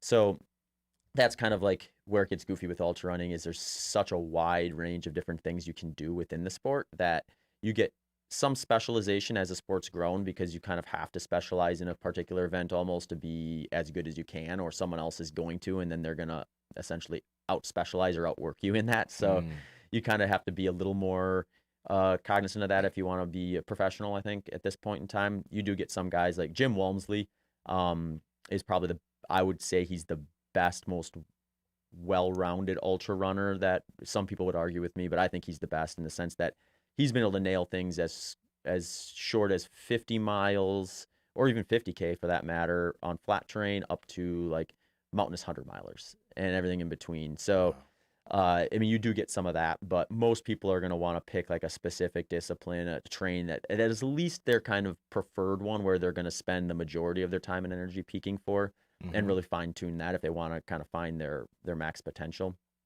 But then, yeah, so like with, I think we were talking about nutrition at one point there. But yeah, so, you know, for me, it's, I can improve my fat oxidation rates drastically through reducing carbohydrate. It's on a spectrum though, so, or a sliding scale. So like I think sometimes people look at this as black and white, where they're like you're either burning all carbs or all fats, when in reality you're burning a ratio of those. And it's just going to depend on where those ratios are at various intensities based on your training, what you're eating, when you're eating it. The way I like to describe it is carbohydrate restriction is going to move the needle the most. You can move the needle as well by not necessarily reducing your carbohydrate, but positioning it where you're maybe doing a fasted long run and abstaining from carbohydrates, or even doing an intermittent fasting protocol so that you're forcing your body to burn more fat because of the absence of an exogenous carbohydrates source, even though you're going to hyper replenish at some point. So then it really just depends on where you want that spot to be. Like, where do you want your fat oxidation rates? Does it benefit you to have that slid all the way to the burning as much fat as possible at every intensity, in which case you're probably going to go close to zero carb? Quick question, like when you mentioned the intermittent fast, does it work in a way that you will do a workout or workouts fasting, burning more fat during those workouts, and then when you introduce carbohydrates, will you be able to utilize them better during the runs? Or is that not how? I'm just curious how that works. So if you do like an intermittent fasting or like a fasted long run, basically what's going to happen in a lot of cases is, regardless of what your diet is like, if you eat dinner, go to bed, wake up in the morning, your body is going to be encouraged to burn higher fat in the morning just because it hasn't had the introduction of a carbohydrate source in some time. Yeah. So if I was a moderate high carb diet athlete and I wanted to improve fat oxidation rates without giving up any carbs, I would wake up in that morning, I would leverage that overnight fast. I would go out for, maybe an easy like zone 2 or like aerobic threshold or below type of run, 60 to 90 minutes or something like that, without introducing any carbohydrates. So then I'm encouraging my body to burn fat even more. And it's just kind of teaching my body to do that without a dietary manipulation, just a dietary timing manipulation. Gotcha. So you're going to see like their numbers improve likely through that. The question then becomes, did it move it enough to get them where they need to be? And some people, it's, I've talked to folks who are moderate high carb diet athletes who they got in the lab, they got the metabolic cart tested, and it turned out my fat oxidation rate isn't where I want it to be in order to nail this Ironman triathlon that I know this is my fueling limit for. So rather than going ketogenic or low carb, they just did what I described, where they kind of manipulated when they're in their carbohydrates, retested. Now they're in that target zone for them where they're like, okay, if I can eat this much on race day, I'll be fine in terms of defending my muscle glycogen. And what do those percentages kind of look like in terms of fat oxidation? If you're like 60-40, so like, what does that look like? In terms of like what their grams per minute are going to be like? Yeah, grams per minute, or, we all got this like DEXA scan thing done. And when you're at rest, it'll tell you like the percentage of fats versus carbohydrates that you're burning per hour, right? Yeah. So it'll tell you if you're predominantly burning a higher ratio of fats versus, sugars or that. So do they look at it in that, or do they look at it in terms of a different measurement? They're going to look at it like that, but they're going to also look at it through different intensities, because ultimately they're going to know when they get to race day, what intensity am I going to be averaging during this event? And then they can look at that test and say, when I'm at this intensity, I'm like a 60-40 split fat carbs, or I'm an 80-20 split. and then they can start planning their nutrition or what they're going to require. Okay. So where I think it gets interesting is if I would remove carbohydrate altogether from my diet, not only would I likely probably compromise some of that last gear, so those short intervals might not be as good as they would have been in the past. You could make an argument that who cares? You're running 100 miles, you're never going to touch that on race day. So maybe you don't need to leverage that as much. I would argue that that approach is going to limit the amount of carbohydrate you can tolerate just by simply removing it from your diet. I mean, things as simple as your body's ability to digest something you haven't been eating frequently enough is going to potentially be an issue. So at that point, it's like, if I'm going all the way to that end of the spectrum, I have to be comfortable with doing little to no fueling during a race, which I don't see as a performance advantage. I think I want to be doing as minimal fueling as I can get away with to preserve digestion, but high enough where I'm not sacrificing performance. So like if you look at like my fat oxidation rates, I had like 1.58 grams per minute was my peak fat oxidation rate, and that was kind of at around 150 beats per minute heart rate. So like if I use those numbers, I can start kind of calculating, like for example, my 100-mile intensity is going to be somewhere between like 80 to 90% fat, 10 to 20% carbohydrate. So when I look at it through that lens, if I'm running my fastest 100-mile, I was averaging about 9 miles per hour. So I'm probably burning 800 to 1,000 calories per hour during that event. Wow. Let's play it safe and say 20% of that is coming from carbohydrate. Every hour, I'm going to be, burning 150 to maybe 200 calories of carbohydrate with those ratios. So then, if I get up to 40 grams of carbohydrate, I'm replacing that. So then I get to mile 90, instead of having really low muscle glycogen levels and having to work like really hard for the same pace, or just my body's saying, no, you're not going any faster than this, I can still sprint in, or well, sprint is a very relative term in that case, but I can still speed up or run a negative split, feel good at the end versus feel like I'm fading, at least from a nutritional standpoint, because I was able to defend that expense. Now, you take that same fueling strategy, but with someone who's a 50-50 split at that heart rate. They're going to get to a point where their body's going to they're going to tap into their muscle glycogen to the point where they're getting down to like, I think the research at this point is fairly limited, but I want to say it's like 40% of muscle, because people sometimes think, oh, I just ran out of muscle glycogen, I bonked. It's like, you didn't run out of muscle glycogen. If you had done that, you would have died. So it's usually, I think about 40% is when your body starts saying, okay, we're dipping into this in a meaningful enough way. Time to start raising the perceived effort at a given intensity so that this person slows down. We can raise the fat oxidation and lower the carbohydrate oxidation so that we preserve what's left for things that are more important to life versus you trying to run faster on this arbitrary event you decided to sign up for. Yeah. Is that kind of what you meant by defending muscle glycogen? Like you're just preventing it from getting all scavenged up and preventing your body from having to do a bunch of weird circus tricks in order for you to have glycogen, like a protein gluconeogenesis and things like that, right? Yeah, and I think this is where I end up, I've probably gotten better at describing it, or maybe just done it on more long form things, but a lot of times I think people get confused because someone will say, oh, Zach's a low carb ketogenic runner, he eats a lot of fat and protein, very little carbs. And then someone will be like, well, I looked at what he was eating on a race day and it was almost all carbohydrate. It's like a little bit of fat, a little bit of protein, but 40 grams of carbohydrate an hour over the course of 10, 12 hours is a lot of carbohydrate. And they're right, it is. I mean, I'm also burning upwards of 12,000 calories that day. So from a percentage standpoint, you could make an argument that I'm still almost like ketogenic or low carbohydrate from a percentage standpoint. But either way, it's confusing to people because they're like, well, he's eating fat and protein mostly during the day, during his training. Why would he be bringing in that much more carbohydrate relative to fat and protein on race day? And the answer is you take the leanest endurance athlete on the planet, and that person is going to have plenty of body fat to get through a single day event. They're not going to exhaust that. They're not going to get to a point where their body says, oh, you've burned too much fat, we're going to slow you down so you don't get any leaner. It's going to let you tap into that. You can easily replace that the day after. In fact, after a 100-mile race, the last thing I want is something sweet tasting. I want something salty and savory, and I'm going to want it in mass quantity. So I'll have no problem overeating the next 2-3 days to make up any body fat I lost during the event itself. but it doesn't really do me a whole lot of good to be eating high levels of fat during that event because I'm not going to exhaust that fuels tank. That's the big unexhaustible one for me. The one I can exhaust, even at low intensities, given enough time, is my muscle glycogen. So that's the one I need to defend on race day, if that makes sense. That was an interesting thing that I wanted to ask you, just because like you are so lean.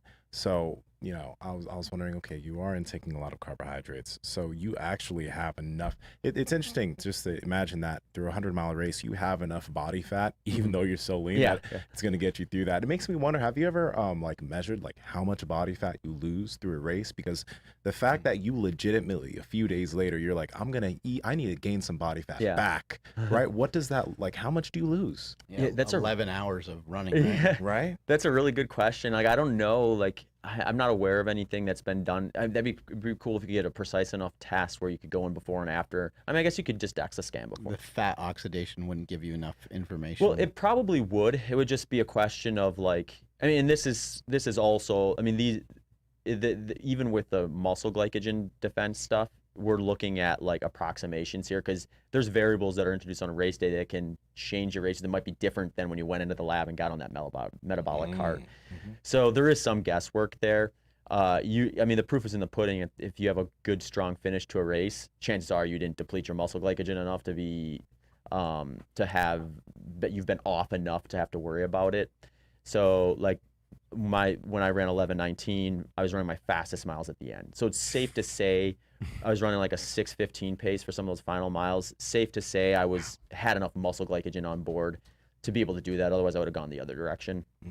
But with the fat, you could probably run those numbers too and get an approximation though. So like if I'm doing 80% fat, you know, now we're looking at, you know, probably about 700 calories per hour or so, somewhere around there. And then if you just look at how much so then we're looking at, what is that, about 5 hours would be about a pound of fat then at that. So maybe 2.5 pounds of fat would be a guesstimate. So it would be interesting to do that, like the DEXA scan before and see, okay, here's the fat and actually where it's coming from too. And then do the DEXA scan post race and then say, oh, well, look at that. I wonder if, you know, for whatever reason, the fat was coming off this section or in this quantity and all that stuff. It would be interesting to look at it. I'd be curious. You guys probably know more about DEXA scans than I do, because I know like doesn't like fluid balance skew those results to a degree. Quite so a bit, yeah. The hard part would be hydration and fluid balances are probably so whacked out after that. You'd want to renormalize those before, or at least getting your body in that same balance as it was at the start when you got that DEXA scan before you test it again. So can you do that fast enough before you start eating, you know, pounds and pounds of fatty ribeye and put on so much more, or put that fat back on more or less? How much weight do you lose when you do a race? So that's another thing that's kind of hard to know. Because if I weigh myself after, I might have like a hyper rehydration effect where like my body's retaining more water and like. So you've weighed more after a race? I have, even. yeah. Wow. I'll get on a scale after a race sometimes and be a couple pounds heavy. But then the funny thing is, once everything renormalizes, if I weigh like a week later, then I'm usually like a pound or two. I think that is attributed partially to your conditioning too, because I would imagine someone who's not in shape for that, even if they were trying to hydrate, might not be able to hydrate fast enough. Yeah, they might be just like falling apart because they might be just profusely sweating so much, right? And you can, this is one thing that they did look at, I think, with the position paper, is like the hydration approach for single day ultra marathons. And I think what they came up with was that there's no way you can stay on top of it. Like you're going to take a step back. So I think this is stuff that they're looking at still, so they could easily turn the other way. But like, there's no real sense in trying to stay like as hydrated as you started with. It's like inevitable that you're going to be maybe like a percentage or two like fluid loss over the course of an ultra marathon, no matter what you're doing from a fluid intake standpoint. So it's not a fight you want to stay hydrated enough so you don't get a huge performance dip, but you can get away with more because the lower intensity doesn't require the performance dip happens at a lower percentage loss or a higher percentage loss than would say for like a marathon or something that's a little higher intensity. I've been working on getting like 20,000 steps in every day. And, you know, when I think about 100 miles, it's like, man, how many, like, what is your, does your watch explode when you, you know, when you have that many steps, you know, because they make little pings and little noises and celebrations when you get to like 10,000 steps. Yeah, well, Any idea how many steps that is? well, 20,000, you're probably a tenth of the way to 100 miles at that, right? So you're getting there. Yeah, it is 10 miles. Yeah, yeah. It just takes you 10 days to do 100 miles. That's Yeah, right. So Wow. yeah, that's a good question. I haven't ever looked to see like I have. I just don't remember what it is, but like it is interesting because then you get kind of used to seeing like if you just look at the data, like, oh, I took 30,000 or 40,000 steps today or whatever it is, and then like you do a 100-mile race, how many steps did you take? The interesting thing is when you get on like the trail courses where you're taking a ton of tiny steps going uphill, how much more steps you actually take in those environments, or even a longer race that's just so much slower that you're maybe have a little bit shorter of a stride length, so you're taking more overall steps too. It's interesting. So you said during a marathon, you're burning anywhere from 800 to 900 calories per hour. Is that right? Or So did for I? 100 miles, and Yeah. I'm just getting that number from if I average 9 miles per hour for my fastest 100-mile. So at 9 miles per hour, I'm probably burning around 800 to 1,000 calories in that hour's time. So what does that look like in the training block leading up to that? And then with that, how many calories are you having to eat per day? And if that's low carb, it seems like it would be a shit ton of calories, and you're probably getting it a lot from, you know, more fattier foods. So what does like a typical day of eating look like during a training period? Yeah, so since my training is periodized, my nutrition is somewhat periodized as well. So as I'm early on, when I'm just building base, a lot of like kind of aerobic conditioning stuff, I'll be pretty low carb. I'll be probably around 10%, maybe a little under during that phase of training. Depending on what the volume is looking like there will kind of dictate the grams there. I usually like a starting point for someone training structured for endurance like myself to be closer to like 100 to 150 grams of carbohydrate as like baseline versus like a strict ketogenic diet where they maybe look at it as like 50 grams or less. And some of that's just you're kind of putting fast forward on your metabolism, so you're going to need a little more of everything to normalize. But you're also you know, even if I'm pushing up to zone 2, kind of like that's pretty similar to my 100-mile pace, so I am going to be tapping into my muscle glycogen a little more. And what I find when I go too close to like strict ketogenic or zero carb is I can feel fine for a while, but it's kind of like a downward staircase where once I get to the bottom of that, it's like now all of a sudden I woke up and I felt like I put a 20-pound backpack on, and it's like then I know like, okay, I'm getting a little too low on carbohydrate to stay on top of you know, my muscle glycogen and that replenishment. So that'll look a little different than say like when I'm in peak training and I'm doing like 20 hours a week of activity and things like that, where, you know, during that, it's just gonna be it's gonna be less consistent from one day to the next. So during base training and things that is more consistent, I'm doing the same things every day for the most part. I might have like a very more structured, like say 125 grams of carbohydrate per day. Whereas when I get into peak training, I might have a day where I go below 50 grams because I'm not doing anything, I'm resting. But then I might have a couple days where I'm going 200 plus grams because I'm doing like back-to-back 30-mile runs or something like that. But in terms of what I'm eating, a lot of times, my carb sources that I tend to gravitate to, usually when I'm working with people, I tell them like pick 3 carb sources that you really like. Maybe not so much that you can't put them down. So maybe don't pick like Snickers, Skittles, and Sour Patch Kids or something like that. But pick something where when you first decided I want to try a low carbohydrate diet, you're like, "Ooh, these are gonna be hard foods to give up. I don't know if I can do that the rest of my life." So, you know, for me, like I try to think, well, what are some foods that I think are solid whole food options that are going to be good, healthy foods that are going to probably help with both the carbohydrates that I'm going to want in there, as well as some of the micronutrients. So for me, it's a lot of like kind of tubers, like sweet potatoes, squashes, that sort of stuff. Berries, melons, maybe some honey, some sourdough bread from time to time. Those are kind of like the carb sources I'll draw from. And then like fats and proteins usually come in packaged together for the most part. I'm eating mostly like animal products for those sort of things. A lot of eggs, yogurt, cheeses, full fat dairies, fattier cuts of meats and things like that are going to make up a lot of the fats and protein side of things. What Yeah. about what about like some of those wearable like glucose monitor things? I don't know if there'd be any benefit to that, but like we had people from NutriSense, I think that's Mhm. what it was called. Mhm. And it's just like the dot things that you wear. Yeah. Would that be beneficial to kind of get more information on those long runs to where you can be like, oh, at mile Jesus, I can't believe I can say this, but like mile 68, my glucose dipped or what, whatever it may Mhm. be. I don't know. Would something like that be beneficial, or have you tried that? Yeah, I've worn those for a while. I Mhm. actually have a couple packs that I haven't put back on. I'm trying to think of like a good N of one study to where I can draw something from it before I put it back on again. But I think I've worn them for maybe about 6 weeks or so total at the end of last year. Uh, and it is really interesting because you're right. You could find a spot where like, oh, when I dip below this number, that's when I typically could use a little more carbohydrate, Mhm. and then use that as more of an objective measure versus, oh, I feel like I could use some carbohydrate now. You could actually look like, oh, I dipped below 60 on that glucose monitor.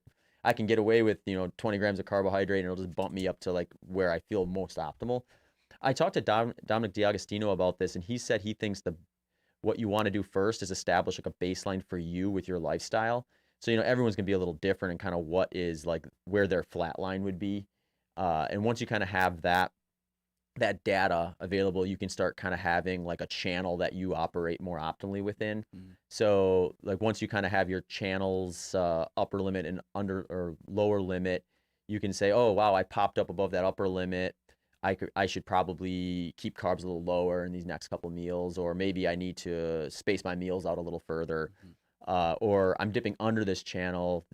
Maybe I'm dipping a little too low on carbohydrate, or a little bit of carbohydrate will actually improve my the way I feel and how I'm performing and things like that. So that I think is where that stuff would get interesting. They did there's a book by Dr. Mark Bubbs called Peak. Um, and he and Dr. Paul Larson, I believe, looked at some they looked at like 100-kilometer racers, both like professional. They considered like one was professional and one was kind of like hobbyist, and just like the difference in their glucose monitors and their fueling strategies and stuff. And what they noticed was when they strapped these glucose monitors, these athletes, they thought that it was going to be this thing where they're always watching for them to dip below that bottom channel. And they were going to need more carbohydrates. Whereas what they ended up finding out was, especially with the recreational athletes, it was more about how often they were going above the channel. Hmm. So it was like kind of like the reverse of what they expected, which kind of throws a big wrench into the whole like you need 100 grams of carbohydrate per hour narrative.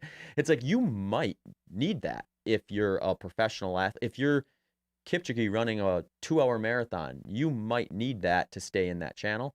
But if you're a recreational athlete who's trying to run a 3.5-hour marathon, you also have a 9-to-5 job, family, and all these other variables in life, you might not have the lifestyle that is going to promote the need to be doing that, and you might actually be wanting to watch how often you're going above that top channel. Now I'm curious about this, Zach. And this opinion of mine that I'm about to mention, I think has a little bit of personal bias in it. Not everyone's going to agree with this, but I think that when I look at sprinters and runners, like when I'm just looking at you stand and walk, Mm-hmm. when I look at the way your feet are pointed forwards and the way your body's moving, I can tell that like that is the way a body should be able to walk and move. Because when you look at a lot of lifters and like bodybuilders, their feet are splayed out. Maybe they're kind of here and they're kind of walking around like this In a partial squat. in a Yeah. partial squat. And I mean, like, you ask me to run a mile and be like, fuck you. I won't do it. You know what I mean? Because it's hard. Mhm. But one of the things is I think that I should be able to run a mile. If Mhm. someone were saying, Nsima, go run a mile, I think that I should be able to confidently be able, not like a 5-minute mile or whatever, but be able to run a mile with decent form. And I think that skill in and of itself to finish running a mile, not be in absolute pain afterwards, not feeling like you were tortured. Mhm. I think that kind of skill and body movement could be something that could massively help a lifter in terms of their movement, Mhm. which would then help them in the gym when they're doing things like squatting, et cetera, because their body's going to be in a good shape to do different types of movements well. Mhm. You know what I mean? So Yeah. my question to you is, I know you talked about your 4-point running form earlier in the podcast, Mhm. but if a lifter does want to introduce some running just so they can build the skill of running a mile or two, what are things that they need to, what are some things that they could easily try and fix in terms of their body? Because I would assume one thing is their hips, maybe mobility within their hips, so that they're not super duck-footed, because you can't run like that. But what other things should they try to pay attention to that could be some quick fixes for that? Yeah, so if we're looking at just kind of like from the mechanical side of things versus like what they should be doing from a training standpoint, I think, yeah, loosening up those hip flexors is going to be a big one. I think that's pretty much everybody. I mean, a lot of times runners are dealing with tight hip flexors as well, because I mean, most people are sitting during. I mean, you guys have a nice setup here, so maybe your hip flexors are a little better than the average person. But that's going to be something that is going to work against you probably when you think about it, like when we talk about that forward lean. Yeah. And what that does to your hips, you're almost like bowing the opposite direction of a sitting when you're in a good running form, because your upper body's kind of forward leaning. You know, you have that tail, you got that like the whip of your foot. It kind of bows you slightly the opposite direction of when you're crunched down, like in a car seat or a chair. So if you're crunched down like that all the time, you know, when you do put yourself in a position where you're going past that vertical line, it's going to be even more tight because you're used to being crunched way behind it. So doing anything that's going to loosen up that area, that hip area, I know you can do like different, or I'll do things where I'll get down on like kind of one knee and I'll push forward so I'm bowing that area. Yeah. They've got some machines couch now. stretch type Yeah. thing, or like a lunge stretch. Yeah. Yep, exactly. Yeah. So getting that loosened up can be very useful, I think, to kind of help make it easier to get into the right form. Then I think it's just about like, some of it's just like kind of starting at the right point too. And we kind of talked about this before, where I think a lot of times people are willing to do stuff to get better at these type of things, but it can be very self-defeating if you don't start at the right point. Oh yeah. So like being comfortable with, you know, maybe being able to run 1 to 2 miles comfortably is the goal, but I'm in the gym doing a lot of high intensity stuff often. So my weakness is kind of my aerobic foundation. So what do I need to do to kind of stay at or below my aerobic threshold while I'm doing some of this non-strength training specific stuff, so that I'm actually developing that spot that I'm not already doing in the gym. And that might mean a combination of running and walking at first. And, you know, a lot of times people think I want to be able to run 1 mile or 2 miles, and they think, well, I should be running that mile or 2 miles, or I'm not going to get better at said activity, when in reality, you know, maybe a jog followed by a walk followed by a jog, where it's kind of intermittent like that, is going to put them at that right heart rate. And as they're going to see the same gauge of improvement as I do when I'm targeting that, where, you know, I might be trying to get down to a 6-minute mile at that heart rate, and I'm seeing that drop over the course of 4-6 weeks. It might be someone else who's just getting into it. They may need to walk, run, or walk, jog at first, and then as they get to that like 6th week, they might notice, okay, now I can jog this whole thing, and it's comfortable. It doesn't feel any more difficult. The interesting thing is, like, let's say you start at 150 beats per minute as a heart rate, and to stay like within a couple beats of that, you need to walk, jog. You're gonna have there's gonna be a sensation of how difficult that is, a perceived effort. Now all of a sudden 6 weeks later, you're jogging the whole thing. Your perceived effort's gonna be identical. You're just gonna be going faster at that perceived effort, and that's what you're looking for the improvement. So watching that move gradually can both be kind of like rewarding along the way to kind of keep you motivated to keep doing the stuff that's gonna get you there. As well as kind of have you actually heading in a positive direction versus a negative direction. What do you think of this? This has been effective for me, but I don't have any idea of whether or not it's correct. But when I first started, I would run pretty much as slow as you could possibly run. You know, just it's something. So not the beach run. Yeah, it's something something a little faster than just like a walk. You know, so just like a little bit of a hop, because I mean, running is just like a bunch of single jumps, I guess, right? So I would just, you know, run as slow as I could figure out, and I'd also keep really low to the ground, because I'm like, if I'm striding and jumping far, I'm going to kill myself. And if I'm trying to do stuff explosively, my body's not conditioned to that. So I did that for several weeks. And to your point about the walking and running, I feel like I could go out and run 5 miles like right now. Like I feel really, really good. Wow. I haven't tried it, so I don't really know, but it seems like stringing like a long run together would be very simple. And I have strung together like a little bit of long runs for me, but, you know, I haven't attempted to go like 5 miles or anything. So for me, that's been working really well. Just kind of starting out as slow as I could handle, and staying kind of low to the ground, and then also picking like marks while I'm running. I'm just going to run to that. Mhm. And then a lot of times I do that and I'm like, oh, I think I can go a little further. And I Mhm. can talk myself into a little bit more and more. What do you think of a strategy like that? Yeah, I mean, I actually use that strategy during races too, because I think like it can be overwhelming to think, if I'm going to run 100 miles or I'm going to run further than I ever have before, regardless of whether that's 2 miles, 5 miles, or whatever it ends up being. So trying to wrap your head around something that is something you rarely or ever have done before is going to put you in a position where you're probably going to get in a spot where you're going to go negative, and you want to avoid going negative. With running, it's interesting, especially slow running, is the interesting about it is, people describe it as painful, but it's not the same type of pain as something like kind of high intensity. Where you do something high intensity, it's a different type of pain in the sense that it's sharp, it's immediate. There's like a ringing in your head almost, where you can't think of anything else. Like you can only think about that. So you really don't even have you have very little opportunities to even really doubt what you're doing. You're kind of just like almost acting impulsively. Whereas when you're running slow, you can think about everything. So like that seed of doubt creeps in your mind. Maybe you're 2 miles in that 5 mile run. You start thinking, oh, why am I doing this again? I'm not even halfway yet, blah, blah, blah. And then that spirals. Whereas when you pick like, oh, I'm just going to go to that tree right now, that's a very achievable thing. It's similar to your walking stuff that you guys have been doing out here, where it's like, you know, let's just get on, go for a walk around the block. We'll see how that goes. And, maybe that's all we'll do today. Maybe we'll do it really slow.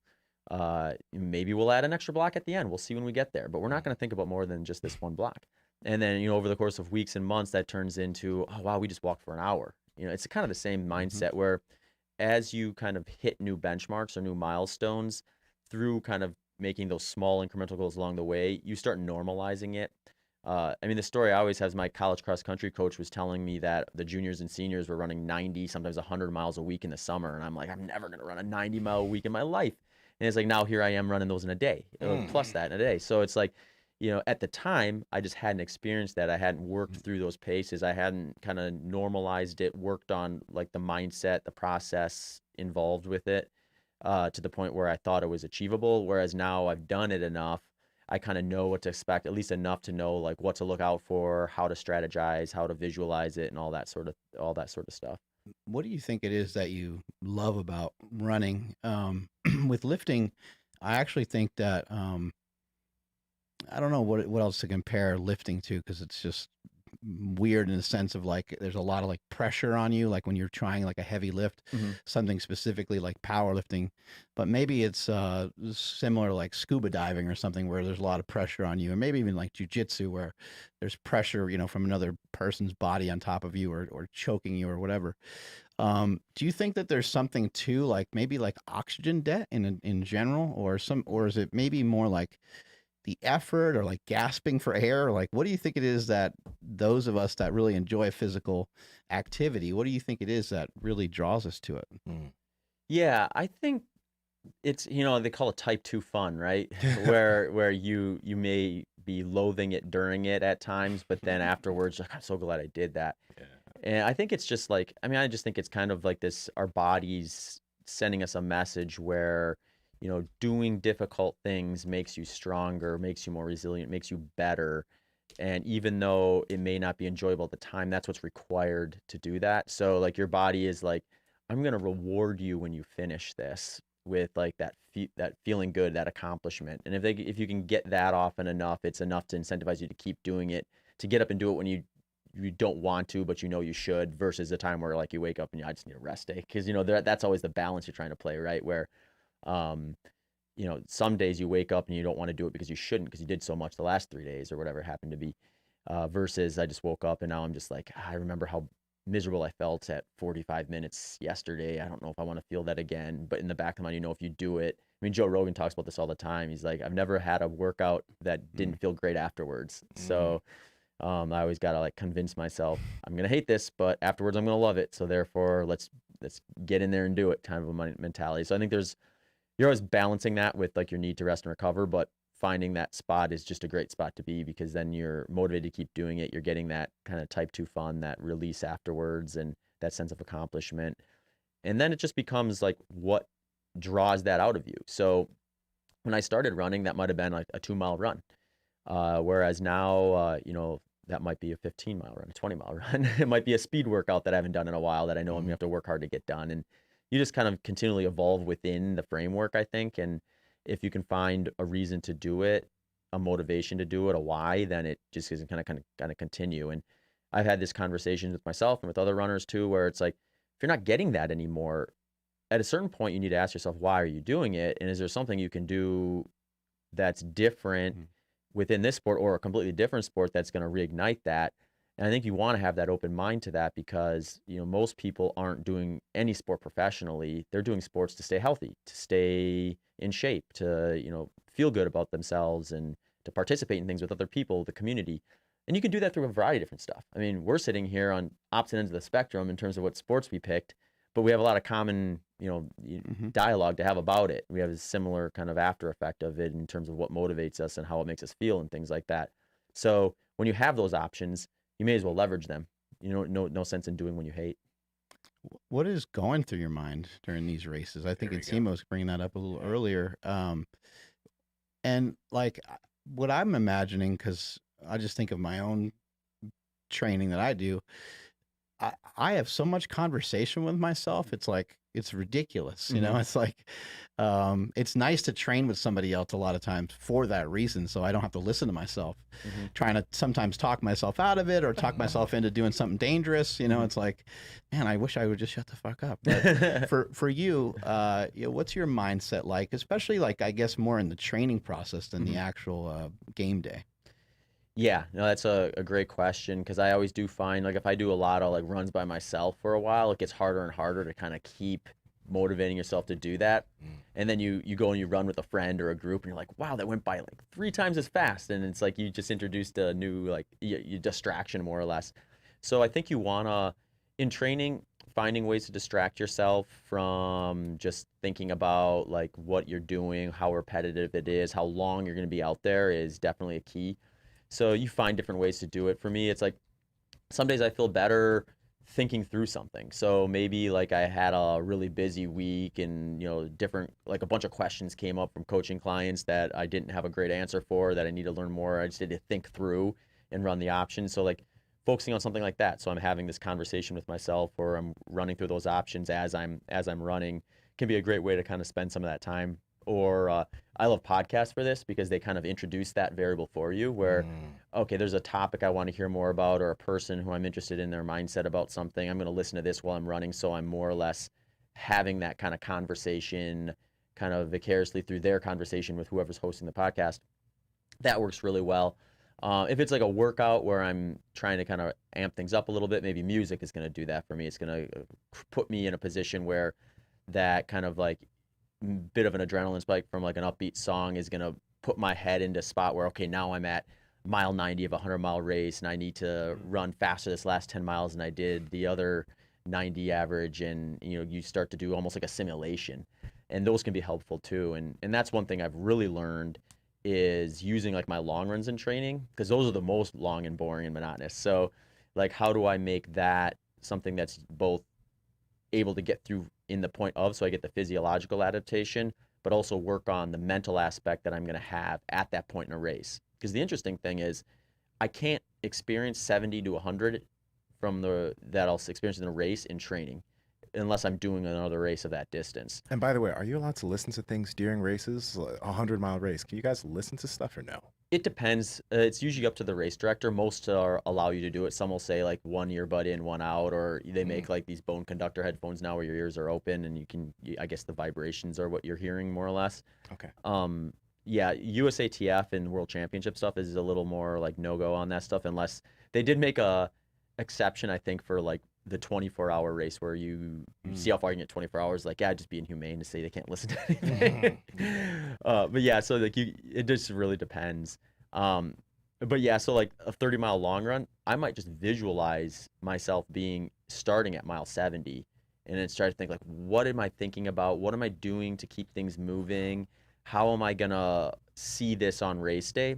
So then when I get there on race day, I hit mile 70, it's less about thinking, okay, when I raced this distance 8 months ago, what went well, what didn't? I'm thinking about the 7 or 8 times I simulated it in training and kind of where I want my mind to go, how I want to focus, So you kind of have a more of a script or a rehearsal in your head versus trying to impromptu it, more or less.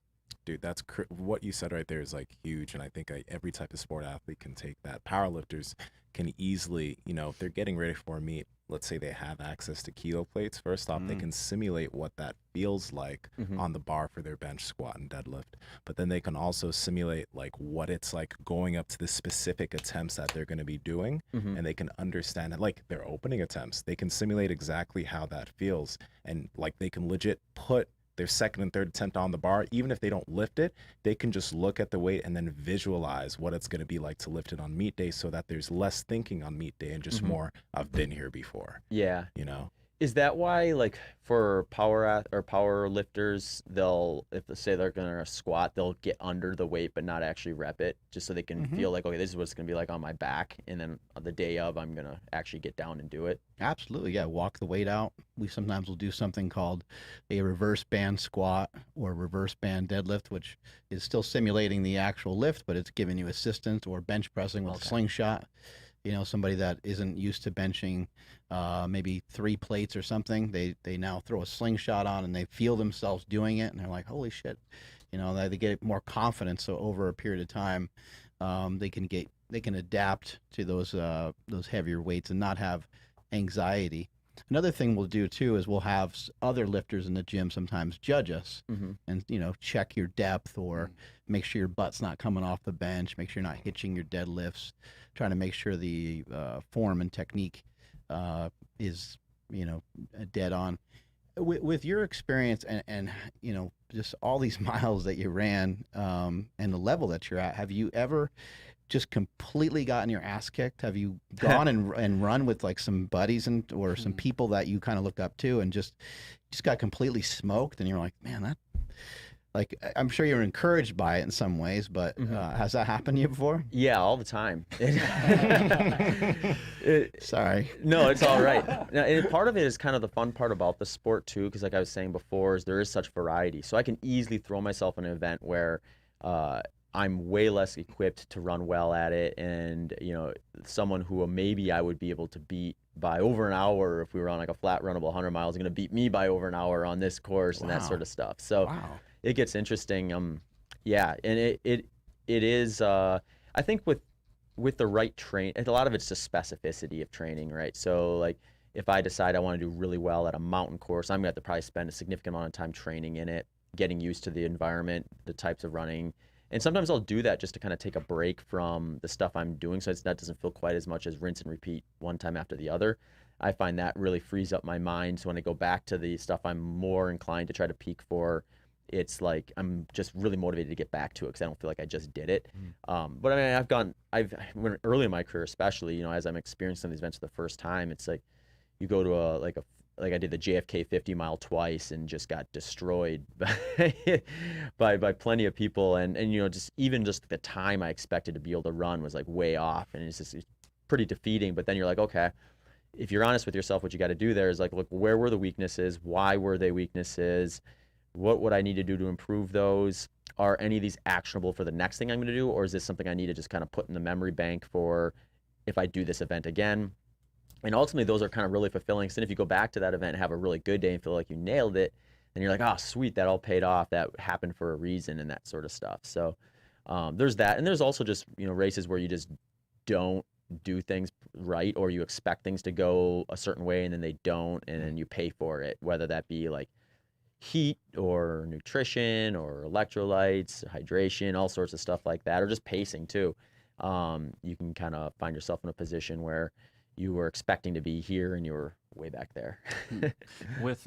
For us with lifting, like we're always preaching like people to do resistance training and stuff, because some of the other benefits that come along with it, not necessarily just like looking good or trying to hit a PR in the gym. We're talking about like like the confidence you get from lifting that can apply to your job, and like just start performing better there.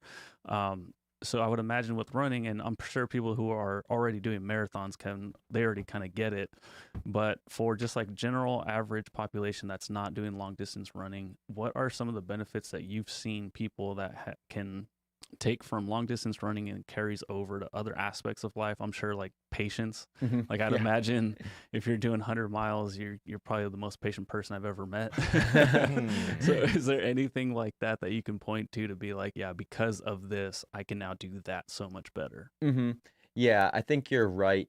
With the patient side of things, you can learn a lot from that. I think when you look at it that way, it opens up the door for what I think is like the biggest value if you want to try to parallel it with other things in life. And that is just like, how do you structure your goals? So I think a lot of times, no one, I don't think, has a problem in most cases of like sitting down and thinking, I want to do this. Where people sometimes struggle is, well, what's next? So I think what I see a lot of times in running and in life in general is someone decides, this is what I want to do. I want this job, or I want this promotion, or I want to be able to lift this much weight or run this fast. And that's a great starting point. But if you leave it at that, you're going to hit parts where you're not nearly as motivated to do it as when you first kind of have that aha moment of, I want to do this, and you decide you're going to pull the trigger on it. So this is something I've improved on a lot over the course of my career. And I've used it in the other areas of my life too, is once you kind of have that long-term goal, now how do you fill in the gap between the start to there? So you also have other goals or little rewards built in along the way that'll keep you motivated and keep that kind of excitement there that would normally kind of fade as you get further and further from the starting point. So for running, it's just finding like, okay, where are these points where I can sense improvement or sense satisfaction and kind of keep motivated? We talked about one is that type 2 fun where you feel good after a run. You start kind of like learning that and appreciating that and recognizing it for what it is. That's your day-to-day motivator maybe. And then what about just like a week or kind of multi-week? You can look at like, okay, I'm working on this system of intensity. Where am I at when I start? And where are my improvements along the way? You see those improvements, those are little incentives along the way. And then you can even compare them to previous attempts if you've done it that way. And then you kind of have like a spot in training where you're going to shift the focus to something different that's going to help you get a little closer to being peaked for the race itself. You get to that spot and kind of refresh, well, now I'm going to build that up. So you kind of have all these built up. So by the time you get to the race itself, you've had all these little rewards built in where you're really close to achieving that bigger goal, that longer term goal, but you filled in the gaps along the way enough so that you're still as excited as you were when you started. And then looking at like that last piece of the puzzle, the race, as like the final 1% or the final piece of the puzzle versus this big overwhelming thing you still have to do. I think you can put that with anything. Like if I picked, a promotion at work or find a new job or something like that. Well, where is, where are my benchmarks along the way? Where do I want to be in 2 weeks versus 3 months or something like that in terms of the development towards that? And how do I create like the scaffolding around that so I'm flexible enough to make changes when they need to be made in order to kind of get to that end goal, but not deterred so much that I feel like I don't have any type of structure there that's going to kind of keep me on the straight path towards it. Can you guys imagine how many Pokemons he'd be able to gather up? Man. Bruh, be the king of Pokemon Go. Did you ever play that while running? I didn't know. I know some runners who did though. That's awesome. Yeah, because like don't you have to like walk so many steps to like hatch a certain thing? My God, yeah. Yeah. Shit, I would run. You know what? That's gonna be one of the things that I do when I start running. I can't wait to like get some running shoes and just go catch some Pokemon while running. Yeah. Just be here, spinning my balls. When I was still teaching, they would do, one of the districts I was teaching at, they had this challenge over the summer as a step count thing. And they're like, oh, this is such a cool thing. We've got prizes for the end of this. So when all the teachers come back, we'll look at, who did what. And then we're going to give these prizes away. And the top prize is like an iPad or something like that. And like they had this like this idea. They're just like, oh, well, this will be easy enough. Whoever gets the most steps gets the iPad. And I'm sitting there like, oh, all right, here we go. And like, as they're explaining it to the staff, I could almost see like the person who was deciding, they were thinking through it as they were explaining it. They're like, oh, wait a second, we can't do it that way. Or we may as well just give Zach the iPad right now.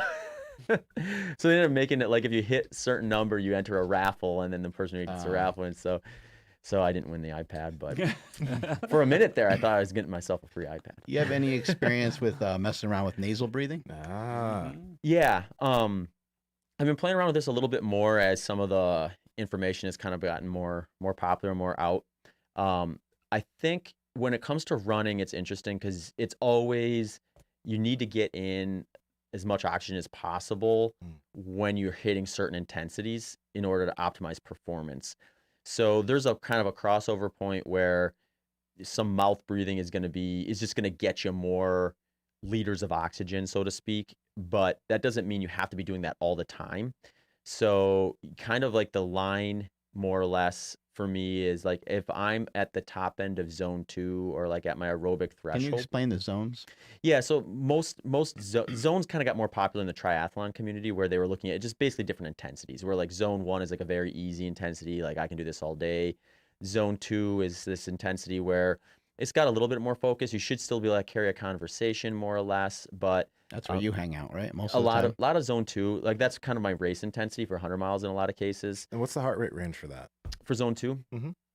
It's going to be up to about 80% of your max heart rate. Okay. So, I mean, there's different calculations for it. Like you could also just go and get your aerobic threshold tested in the laboratory, and that's going to kind of be where you get to the top of zone 2 and you start entering kind of zone 3 more or less. Some people, this is where like nasal breathing I think can be useful for somebody who's trying to learn, like, what does it feel like to run zone 2? If you're breathing in your nose and out your mouth, you can probably get up to the top end of your zone 2, but once you start pushing out of that, your body's gonna kind of force you to start breathing through your mouth for you to continue. So you can use it kind of as a governor, where I'm gonna breathe in my nose, out my mouth, and if I get to a point where that's not sustainable, that means I need to not go any faster than that, and that kind of dictates me staying in that easy pace. Because a lot of times the stuff with running is like you want to do the bulk of your training kind of at that easy intensity or up to the end of your easy intensity spectrum, and then you go like moderate and hard, and the amount of time you spend in moderate and hard is very small relative to easy. Depending on who you ask, some people say they'll say like there's a philosophy of 80-20 running where you spend 80% of your running kind of at that easy pace, and then anything moderate or hard is the next 20%, and that's like the sweet spot.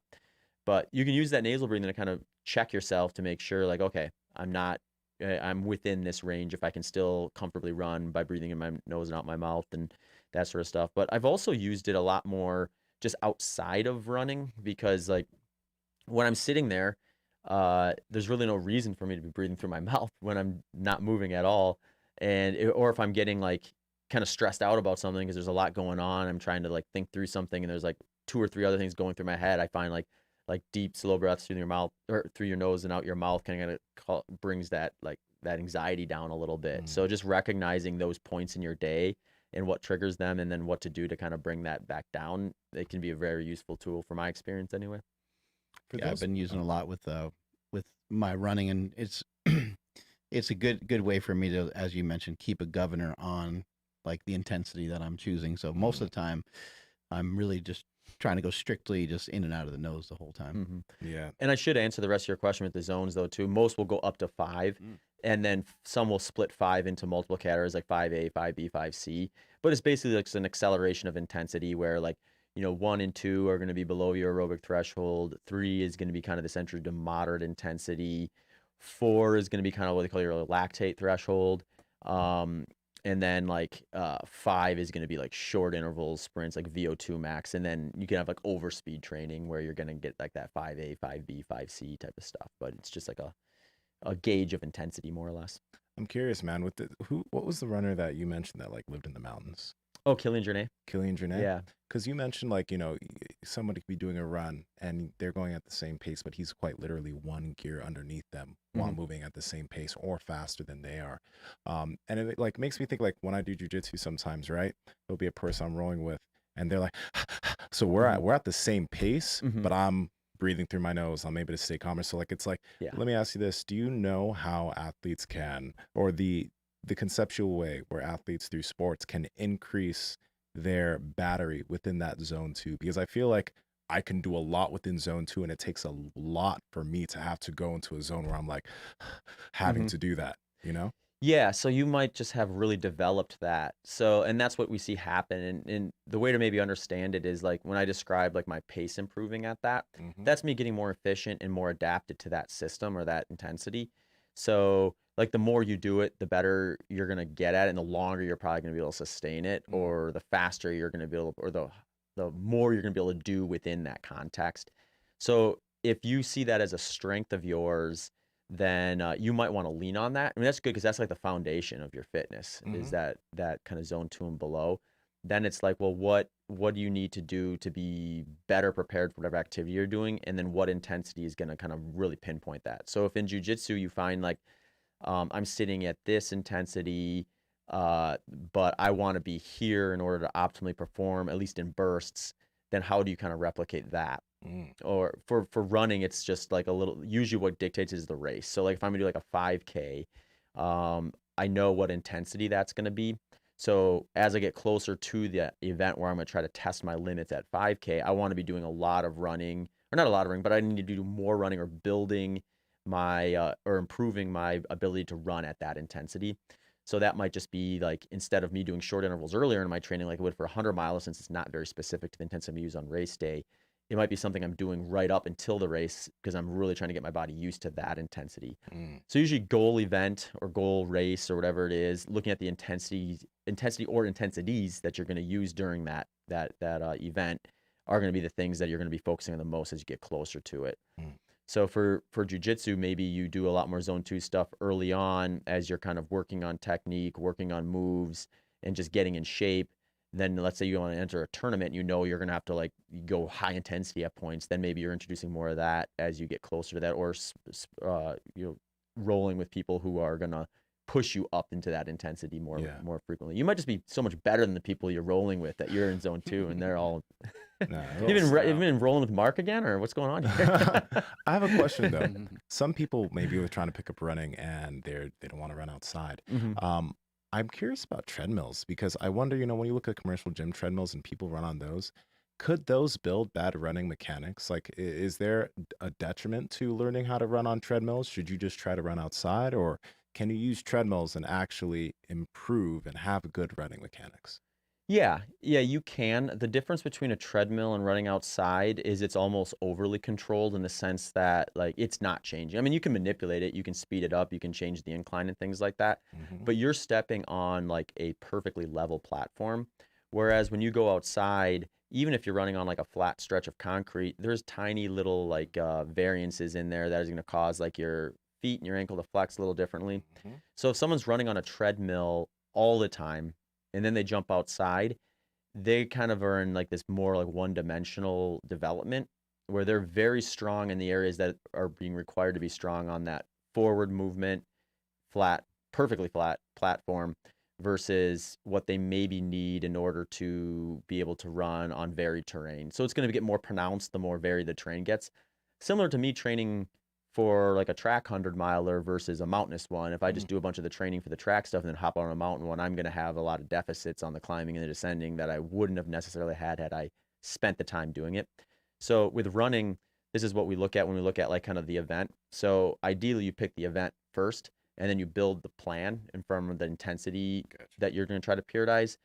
Ideally, you can't always have this because then people want to do these beautiful mountain courses and sometimes they live in the Midwest. It's like you got to take what you can get realistically, but in a perfect world, you'd have something similar to the course topography in order to practice doing the exact mechanics you're going to use on that and really fine tuning the different muscle flexions and things that you're going to be using on race day and all that. Cool. Is this what normal mountain running looks like, or is this like overhyped because it's like a bit of a commercial? But this shit looks insane. This is that guy Killian. Yeah. So this is like a spine where he's on like he's on like the top of a big mountain pass, and that one's actually pretty wide relative to what I've seen him do. But yeah, I mean, look at that. He's just like, yeah, he's fearless. Dude, he's booking too. That looks really fun though. I mean, it looks crazy. Yeah. Where he's running at, but like, I would be more inclined to like want to do something like that. Yeah. Yeah, and that's what a lot of people get drawn to is they want to. I mean, it looks. I mean, he looks like a little kid, like just he's splashing around in water and stuff. Yeah. And that's probably why he's still doing the sport today, is because he loves it. Still playground for him. This fucking. How old is he? He is, I want to say, like 31. Wow. And that makes me wonder. I'm curious, man. Like, okay, in a lot of sports, you'll see like, swimming or whatever. You'll see like young guys, the young cats that are coming in because they're so, they're in their prime. They're good, right? I'm probably wrong. I don't know. But my assumption would be that in a sport like ultra running, that you actually reach your prime a little bit later. Am I incorrect or correct with that? Yes. Yeah, that's historically that's been the case, and I think there's probably a couple things going on there. One is historically people didn't necessarily just jump into ultra marathons. They would Mhm. exhaust themselves in like kind of 5Ks, 10Ks, marathons, and then they get quote unquote too old to still peak in those shorter endurance events, and they're like, oh, maybe I'll do a 100 miler. So you'd get a lot more like 40 plus year old folks like winning like the 100 mile stuff. Oh my God. The sport's grown a ton in the last decade, so now you're seeing like, you know, D1, D2, D3 collegiate athletes getting right into ultra marathons after college. And so we are seeing kind of that age come back to the point where like now all of a sudden usually guys winning 100-mile races are in their 20s or 30s versus in their 40s. Yeah. But with that said, I think like that end point where like, oh, I'm going to see a drop off here is probably pushed out a fair bit just due to the relative lower intensity of the race. And you can always build out the length of the race with ultra running, and that's one thing people find out when they get into it is there's really no end to it. I mean, there's a race over in New York where they're on it's like just over a half-mile loop, and it's 3,100 miles. There's a forced 8-hour time break every day, but they're out there every day for like, I think it ends up being like 40 some days usually for the winter, where they're out there just running around this little loop. And it's like, you don't really got to be young to do that. You got to be durable. Yeah, I had to double take when I heard you say that because I was like, did he mean like 300? No, he meant 3,100. 40. Wow. Yeah, Wow. it's interesting. And And you've done a 24-hour, right? yeah, And I then haven't how- done one well yet. I've and blown then- up a few times. Then how far have you gotten in the 24 hours? So I got 125 miles, but I stopped at 16 and a half. So I did a full 24 hours, but I blew up and basically walked the majority of it and ended up with 115 miles. So I've gone 104.88 in 12 hours. So my hope is that if I can figure out the pacing, the training, and just everything that goes into moving for 24 hours at a relatively consistent pace, you know, my ceiling would be quite a bit higher than that. But time will tell. You need to prove it, right? I think you said earlier that you ran one of the races just straight through, like for like Oh yeah. 11 hours. So in 24 hours, I mean, I imagine you stop a little bit, like just to use the bathroom and stuff like that. Yeah, I usually do. My fastest 100 mile, I stopped 3 times for probably a total of 3 or 4 minutes, just to use the bathroom. When you're doing them on a track, it's like there's no reason to stop other than to use the bathroom for the most part because, you know, you can just have someone hand you your food and your drink, and if you don't want to stop, you don't need to. This particular race, actually, I stopped twice for I think a total of like 60 to 90 seconds, both bathroom breaks. But yeah, at the USATF 100-mile road championships in April, I ran in, was it 12 hours and I think it was like 40 minutes or something like that. It got a little warm. They had to bump it back to late April, and it's in Vegas, so it got to 94 degrees. So I technically didn't stop at all. There was like, since it was so hot, there's a lot of topical cooling where you're like wringing ice and water on your head. So there was parts where I'd go through the aid station and kind of like slow down to a walk to grab it. But yeah, that was probably the most efficient. I didn't have to stop to use the bathroom at all that day. What's some shit that happens to like your hands and your feet? Like, do your hands fall asleep, or like just from I don't know, rocking back and forth like that the whole time? And do your toes fall off? And The weirdest thof I think sometimes if you get like an electrolyte imbalance, you might notice like your fingers start getting puffy. And the weird thing is I guess that can happen on either side of the spectrum, whether you're like diluting your electrolytes or you're overdoing your electrolytes, which can make it difficult if you're not paying attention at all, because then you have to ask yourself, well, is what I'm going to do to correct this actually what's causing it? But that's how you kind of, for me, I got to a point where I figured out kind of the ranges of electrolytes per liter of water to kind of stave that sort of stuff off. So I've had a lot less issues with that. But in the past, I'd notice it. I'd have like my watch on. It'd be at like a certain tightness. And then all of a sudden I'd be like, why do I feel like this watch is getting tighter? And I looked down and my like hand was like all swollen. So you got to watch for that stuff for sure. Is there a 100-mile track barrier? Like you know, like there's the 5-minute and people. Is there a 100-mile track barrier? Yeah. So right now the world record. So I broke the world record in 2019 with 11 hours 19 minutes. Wow. It got rebroke in April. The guy ran 11 hours 14 minutes and 57 seconds. So I think 11 hours is gonna kind of the sweet spot, I think, to break. And I want to try it because when I ran 11:19, I had the old shoe technology. So just with the new shoe technology, with the same race, I might be able to get down there.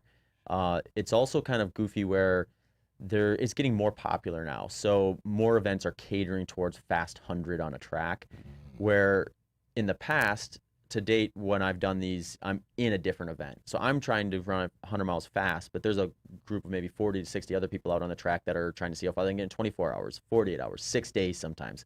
So they're obviously going to be going slower because they're pacing themselves for over twice as long, or in the 6-day case, 12 times as long.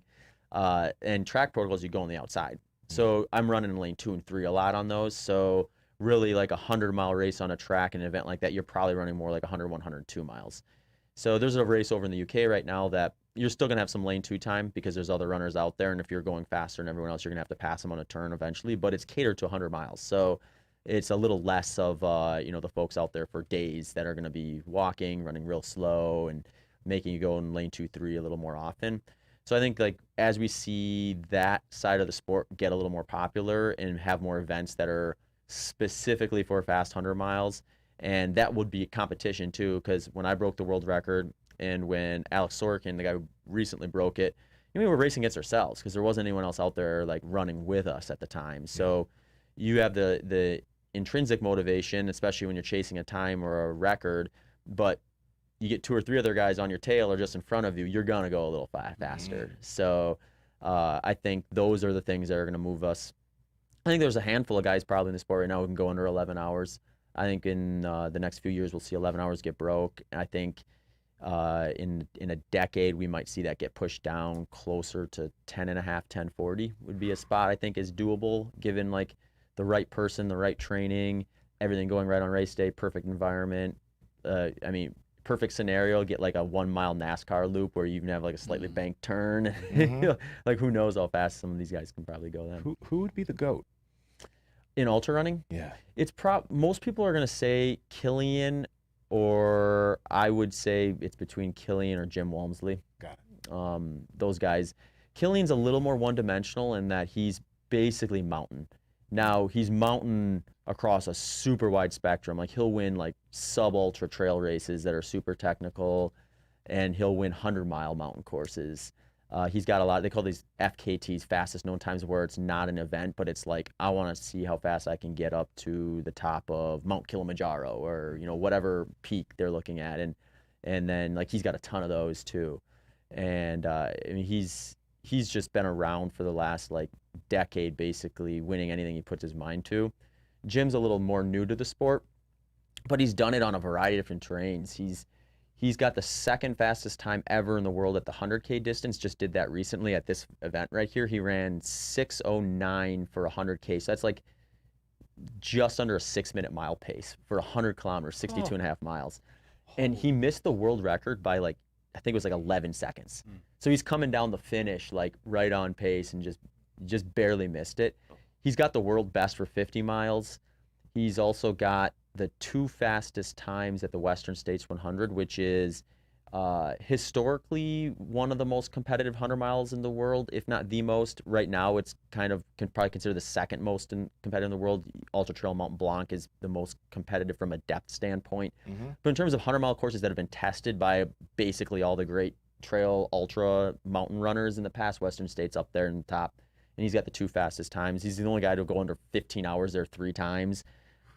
He had the course record, the JFK 50 mile, up until last year, where basically every North American ultra runner who's tested themselves on 50 miles has been to the JFK, so that's one stands out. There's a race not too far from here called Lake Sonoma 50 mile. He's got the 2 fastest times there, one being 5:50 and the other being like 6 flat. Next fastest person is like 6:07, so he's like way ahead of everyone there. And yeah, so I mean, he's done it. He's done a lot of it. It's basically not a question of whether Jim can break your record. It's whether Jim decides it's something he's going to focus on for the most part. And his biggest struggle so far to date has just been, pushing that out a little further past, say, that like 14, 15-hour time frame. So like if he goes over to UTMB, that's a little more difficult of a course. So the winning time is going to just barely crack 20 hours on a really fast year. So he'll close that gap eventually. Some of it's just like when you're gym, you have every race wants you there, and there's enough really exciting ones out there where he's kind of got to pick which one do I really want to train for, and how does that positively or negatively impact the next thing I want to do. So for someone like him who's been interested in like a variety of different terrains, that's tough, because if he peaks for a flat 50-mile course or a flat 100K course like this, how long is it going to take him to recalibrate his training and his body and his everything to get ready for like a mountainous 100-mile race, which I think is one of the reasons why he hasn't nailed UTMB yet, is because he's put so much focus in the Western states. He kind of wrings himself dry on that run, and then UTMB is a few months later. So now he's got to recover, reposition his training to peak for that course versus Western states. Now that he's won Western States 3 years in a row, I think maybe he'll start skewing some of his interest into UTMB a little closer. So it'll be, I mean, he's pretty young. I think he's younger than I am by a couple of years, maybe even 3 or 4. So I think he's in Killing are about the same age. He might be 30, 31 or something like that. All right. How do you use some lifting? How do you utilize lifting to get better at this? Yeah, and I think lifting is something that, as I've kind of learned the running sport as a community, we've gone from like thinking it's either a negative or not something that is going to really move you forward to like, you should definitely be doing this. And you know, a lot of the pro Olympians have probably been the ones that have moved the needle on that, because you know, people see what they're doing and all of a sudden, oh, these folks are doing strength stuff and they're doing them routinely. So I think where people maybe make a mistake with running is they think, okay, well, I'm running, I'm doing a lot of like high repetition, low weight type of activities. So they get in the gym and they do the same thing. They get these tiny little dumbbells and flailing them around and doing 100 sit-ups and that sort of stuff. When in reality, as an endurance athlete, you don't want to be doing that. You want to be doing more of the compound movements and relative to what you can tolerate, heavier weights. So some of the core moves like squats, deadlifts, I think runners, the hex bar lift is great because it's a little lower barrier to entry from a form standpoint. But I mean, you want to be targeting mostly, I want to say like 5 to 10 reps is a good kind of target range for a lot of runners. It is like the supplementary activity, so you want to be kind of careful about how crazy you get with it in terms of like maxing out or trying to get that last rep out of you. You probably want to leave a couple in the tank with that weight range that's going to get you 5 to 10 reps. Yeah, other things like I think there can be some value in some of the like the more like single leg type stuff, just so like you can sense imbalances. Like take me, for example, I've been spending a little more time doing strength work the last year or so, and one thing I noticed is my left leg's stronger than my right leg. So if I just go and do like squats or like a leg press or something like that, I subconsciously am going to be using my left leg more than my right leg because it's stronger, and then it just kind of feeds into the problem. So I'll do more single leg stuff. I'm still getting better at it, so sometimes I'll use the machines for that, but I can notice my left leg or my right leg catching up with my left leg when I do the single leg stuff, and I can kind of focus on isolating that. So yeah, there's I think the compound stuff is good, like weighted stuff is good within, you know, what you're capable of doing. So I would say for most endurance athletes, working from higher rep ranges with 10 being the ceiling down to lower rep ranges as you move through the season or move through your training. So early on base phase, you might be going up to 10 reps, get closer to races, especially if you're doing like 5Ks, 10Ks, that sort of stuff. Maybe you're down to 3 or 5 reps or something like that is mostly what I've been told. So Yeah. have you guys been educated on running strength training? Can you guys give me some pointers, or is that? Oh, absolutely. Yeah, we can even show you some stuff today. I think you know, it sounds like you already know the basics, and the basics are, you know, probably the most important thing. What would be interesting would be to have you try some exercises that really just induce a lot of tension, and to see if you think that they provide value. So almost like bodybuilding type stuff, just to see if you know, what your thoughts on it would be, because you know, it's not necessarily normal just, you know, go in there and like deadlift, but for example, you might do a trap bar deadlift, but rather than just doing a regular trap bar deadlift, you might do it with your heels elevated. Okay. And in that way it's more quad, and it'd be interesting for you to try it and you would get better ideas than us. But if we had you under tension for 30 seconds or for a minute, you might be like, holy shit, my legs are on fire. And to your point, I agree that, yeah, there's probably not a lot of reasons for you to train your endurance and your stamina, but it'd be interesting to see how you could tolerate, what's going on in particular, bodybuilding style movements, those kinds of things. Yeah, the other thing I probably should have said that you reminded me of is when I was talking to a strength conditioning coach, and he said, what you want to think about is like, where is your body going to be positioned and bearing weight and impact when you're running? Because those are areas you might want to focus on strengthening. So like, rather than like putting yourself in a position you're never going to be in. And I think this is probably carries over with just functional strength anyway, right? Like if your goal is just to be able to like move around the environment you're in a healthy, strong way, you want to be moving your body with the weights in that same way, so you're stronger in those movements versus something that's maybe a little more arbitrary, that like maybe I'm really strong in this movement, but if I never use that movement, what's the kind of the purpose of it? So if I'm thinking like running, if the purpose is running with good form, running efficiently and fast in that form, I want to be targeting the ranges of motion that I'm going to be doing within the running mechanic, but within the weight room. I think where you can get maybe the most leverage would be to strengthen your upper body, because that's probably where most people aren't looking and most people aren't thinking. But I mean, as you know, it takes your whole body to be able to run properly. So yeah, I think the core, if that breaks down, then you get inefficient and stuff too. And then Nsima and I have been working on a lot of knees over toes stuff. Have you?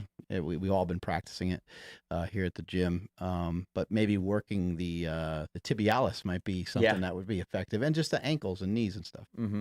Yeah, I was actually thinking about that because I talked to Ben last year, I think, right before you came on your guys' podcast, and he was telling me about some of the movements. I started playing around with the KOT squats and stuff like that. So that's kind of fun just to watch the progression of that and kind of feel that out. But yeah, I know he does a lot of stuff with like the tibialis angles. And when you see just the movements he does, I'm thinking to myself like, well, if I can do that, then there's no way my ankle breaks on me. Yeah, and there's a guy that I worked with in the past. He's definitely going to be listening to the show if he hasn't already. His name's Bill. He was a long distance runner, so he did a lot of like 30-40 mile races. Bill, if you're somewhere, you can always text me or correct me if I'm wrong. But his main thing was like he when we started, he wanted to improve his body composition, so he wanted to like get leaner, look more muscular while still being able to do that. And by just building up his strength relative to like the volume of running he was doing per week, because he was doing like 40, 50, 60 miles per certain weeks. All we did was just structure a lot of the big compounds, slowly allowed ourselves to get stronger with it. There was no rush. If on a certain week it wasn't there, okay, we won't rush it.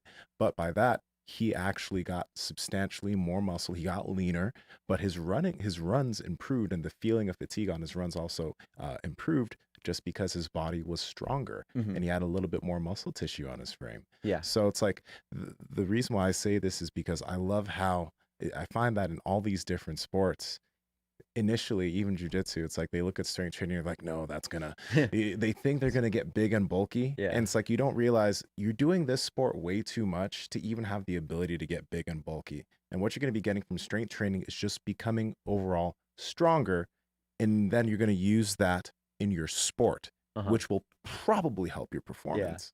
Yeah, the funny thing is, like, when runners think that weight lifting is to make them big and bulky, he's like, the reason you're probably a runner in the first place is because you were incapable of getting big and bulky in high school. Otherwise, you would have been playing football. But yeah, so like to think that they're gonna just somehow like get in the weight room and blow up when guys like you are spending decades trying to like add like a pound here and a pound there, and it's kind of comical. And then you compound on top of it the training. It's like when I'm training full steam ahead and 100+ mile weeks, like just my body's tolerance to adding a lot of extra weight is going to be so low. It's more about like getting strong within those areas. So yeah, no, I think I'm on board with that. I think some sled work would be great. Pushing a sled, pulling a sled. I think that kind of stuff would be really valuable.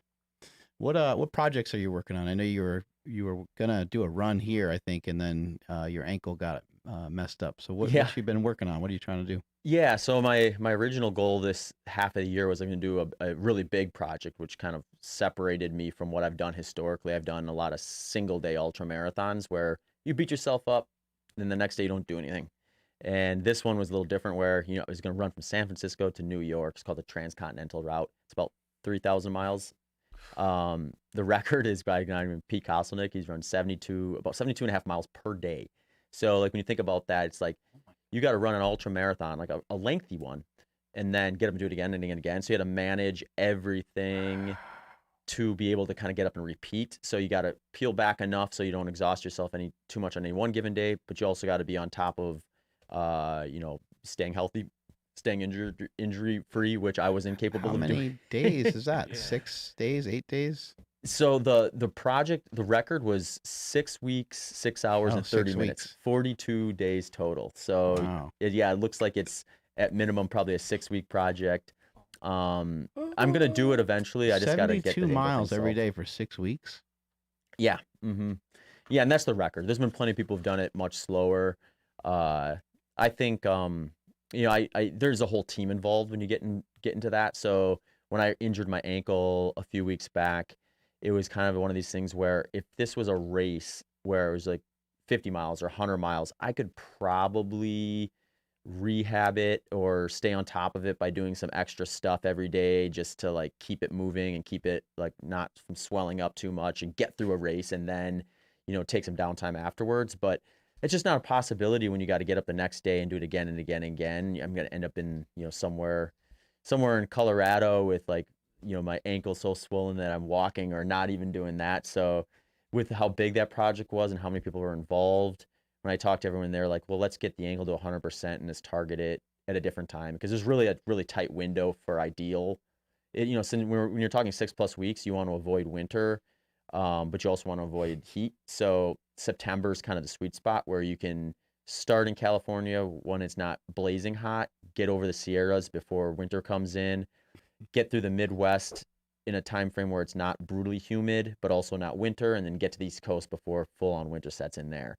So that gives you kind of like a September timeline, like early to mid-September is kind of the sweet spot. So I'll get my ankle straightened out and then down the road, a different year, do that project. So for now, I'm working on getting the ankle back. It's been progressing pretty well as far as I can tell, but it's going to probably take a little bit of a more of a gradual build back in. So working on that, I should be able to do some races by the end of the year if all things keep going. You ever seen the run it was on Real Sports and like no one's ever finished it? You ever Oh, seen that before? Barclays? Yeah. Yeah. So Do you have any interest in doing weird shit like that? I don't mind the weird stuff, but like where I haven't gotten excited about is you get these courses that are like basically as much orienteering as they are running. So like Barclays is kind of like that where it's not necessarily that the course is so difficult that these guys and gals can't finish, although it has been completed now. It's more about there's no markers. It changes slightly from year to year. So like you get lost. And you get wet a lot, right? Yeah. You get wet and cold and yeah. That one's brutal enough where like they know basically at the start whether anyone's going to finish or not, or if anyone even has a chance. Because if the weather gets bad, it's over. Like no one's going to probably finish if the weather gets bad, and it can get really bad. I'm really curious, man. I don't think we've really talked about like recovery because I feel like your body is going through. I mean, you know, I compare the what your body's going through versus other sports, and I'd imagine it's like there's a lot that you might need to do. So I mean, obviously there's sleep and there's having the right nutrition, but is there anything that you think is essential? And then is there anything that's like kind of out there that you think maybe not a lot of people are doing? Like I still do red light therapy every day, and I really dig it, but some people are like, it's BS. I look at it as something beneficial for me though. So what things do you do that people might not even know about or maybe think isn't relevant? Yeah, it's a good question. I think you're right. I think the way to maybe look at it is here's some big movers that you should start with that are kind of proven. You know, the science is sound. They're going to move the needle if you do them right. And then once you've got those all in line and in order, if you've got like the time and energy and interest in kind of adding some of these other ones that are a little more kind of like fringe or not yet proven or possibly good for some, but not necessarily for everyone, then start layering those in. So sleep is the big one. Sleep and nutrition. Those are ones you got to dial in. Those are going to move the needle big time for you if you improve that from poor to high quality, especially. And then yeah, things like ice baths, saunas, red light therapy, Do you utilize all that stuff? Yeah, Okay. yeah. Less so the saunas in the middle of summer in Phoenix. I kind of get that by default. But like, I think the ice baths are an interesting one to me because I think it's like, it's one, and maybe we'll learn more as more data comes out with that, where I think it's a great tool if you're going to block a workout or you have like a big buildup where you're trying to get from one workout to the next and kind of keep that swelling and that inflammation from setting in too quick. You can kind of push it off. But then eventually when recovery is the primary goal, maybe don't get in the ice bath because you actually want that swelling and that inflammation to come in and rebuild and get you stronger and ready for that next. So it's all with some of these more fringe ones, I think it's less about do they work or not, more about how do you properly implement them. And I think it was Dr. Andy Gelpin was talking about this, where he's like, you got to think about it as these things are stressors. So where's your stressors at now? Do you have room to introduce a new one? And if you do, which one's going to move the needle the most? So when I was listening to him talk about that, he's like, yeah, if you're training out in the desert, maybe the stressor you shouldn't do is sauna. Maybe we save that one for the winter or something like that. But you might benefit from some ice baths or something like that when you're trying to do back-to-back hard workouts and something to get from one to the next. The red light therapy is one I'm interested in. I haven't dove in probably deep enough to be more than dangerous about the topic, but I've got a red light thing and I'll put it on while I'm working at the desk and stuff. So cool. Tell us about your own podcast. What inspired you to start that up? Yeah, so my podcast is called Human Performance Outliers podcast. I started out co-hosting it with Dr. Sean Baker, I think he's been on this podcast at least once, right? And he's in jail now, right? Yeah, Twitter jail. Fun. Yeah, Sean and I co-hosted for a couple of years. Then like his stuff at MeetRx grew pretty fast, so he was pretty dedicated to kind of keeping that stuff all in order. So our schedules just got kind of separated in the sense where his available time wasn't matching up with mine. So I started solo hosting it about a year ago at this point. But yeah, so you can find that there on my website at zachbitter.com is where I'll link to all that stuff, /HPO if you want to go straight to that page. But yeah, I mean, it's fun. We've dove into, it was the original idea there was Sean is like you guys about twice as big as me. So he was kind of explosive. He's huge. Yeah, he's like explosive, high intensity stuff, like a minute or less, whereas mine was the opposite of the spectrum. We both kind of, he's since kind of gone more strict with carnivore stuff. At the time, we were kind of both more kind of low carb, ketogenic in his case. So I was like, okay, we got these guys following a similar dietary approach, but totally different ends of the spectrum. So then that was like the outlier part of it, like the outsides of the spectrum of sport or spectrum of performance. And yeah, and I can't remember how many episodes we did, maybe 200 before I started doing it solo. But yeah, I mean, we focus on a ton of different stuff, a lot of nutrition, performance, both on the strength and endurance side of things. I mean, I've had folks from Stan Efferding on to guys that are like race walkers and things like that. So it's a pretty wide spectrum. Regenerative agriculture folks we've had on, which is really crazy when you look into the details of it. Evan Dunphy's the guy I had on. It's like, how do you not cheat? Well, and I think that's a hot topic in that sport right now because they got some technology that could actually analyze whether your foot was on the ground or not. And it turns out they're all cheating. That's great. But I mean, I love the way the hips move. Yeah. But it's crazy. Like, I mean, these guys do like a 5K race at like a sub 6 minute mile. It's just mind-boggling to think, like, how do your hips do that? Possible? Then they do like a 50K at like 7 minute mile pace or something like that. It's nuts. So the guy who got bronze this year at the Olympics for Canada, Evan, he's been on the podcast before. So got a pretty wide range of guests. Usually I just think of something I'm curious about and then pull up a video, bring someone in. Right. Please. What's a good name to search for that? Evan Dunphy. It's Dunfee. I'm just so curious how, like, Fuck, man. when they train for this, how this looks like in public. Imagine how you're jogging. He just smokes. Well, could you imagine? Yeah, because I mean, he's doing think about it this way: like your hips would have to get really strong to swivel like that, but the impact is so low. You can gotta put pull in it up for us. Oh, this is great. I love Andrew's reaction. I mean, it's very, very disrespectful why I'm laughing, but it just the way they all take off, it just and they're off. Oh, my God. Oh God. Oh, come on. I shouldn't. It's a sport, though. No, it's it like, is. and it's like six. Hey, They're look. walking faster than I run a mile. Listen, Probably. listen, But also, everybody. like, we can overlay some music on that. Yeah, that's Settle down. I'll be the first one to say this is not a sport. It's a competition. This and bowling are sports, okay? Yeah, right? Wow. He's like, get the fuck away they from got me. get in position. This there. is not walking. Like what? You guys Oh my God. elbow each other in your ultramarathons here and there? Bump This each is other here and there? great. It happens, but it's not usually intentional, and it's a little more rare, I would say, because you spread out so much in ultras versus like track events and things where you're kind of more congested. I'm sorry. Okay. Well, look at when he raises his hands.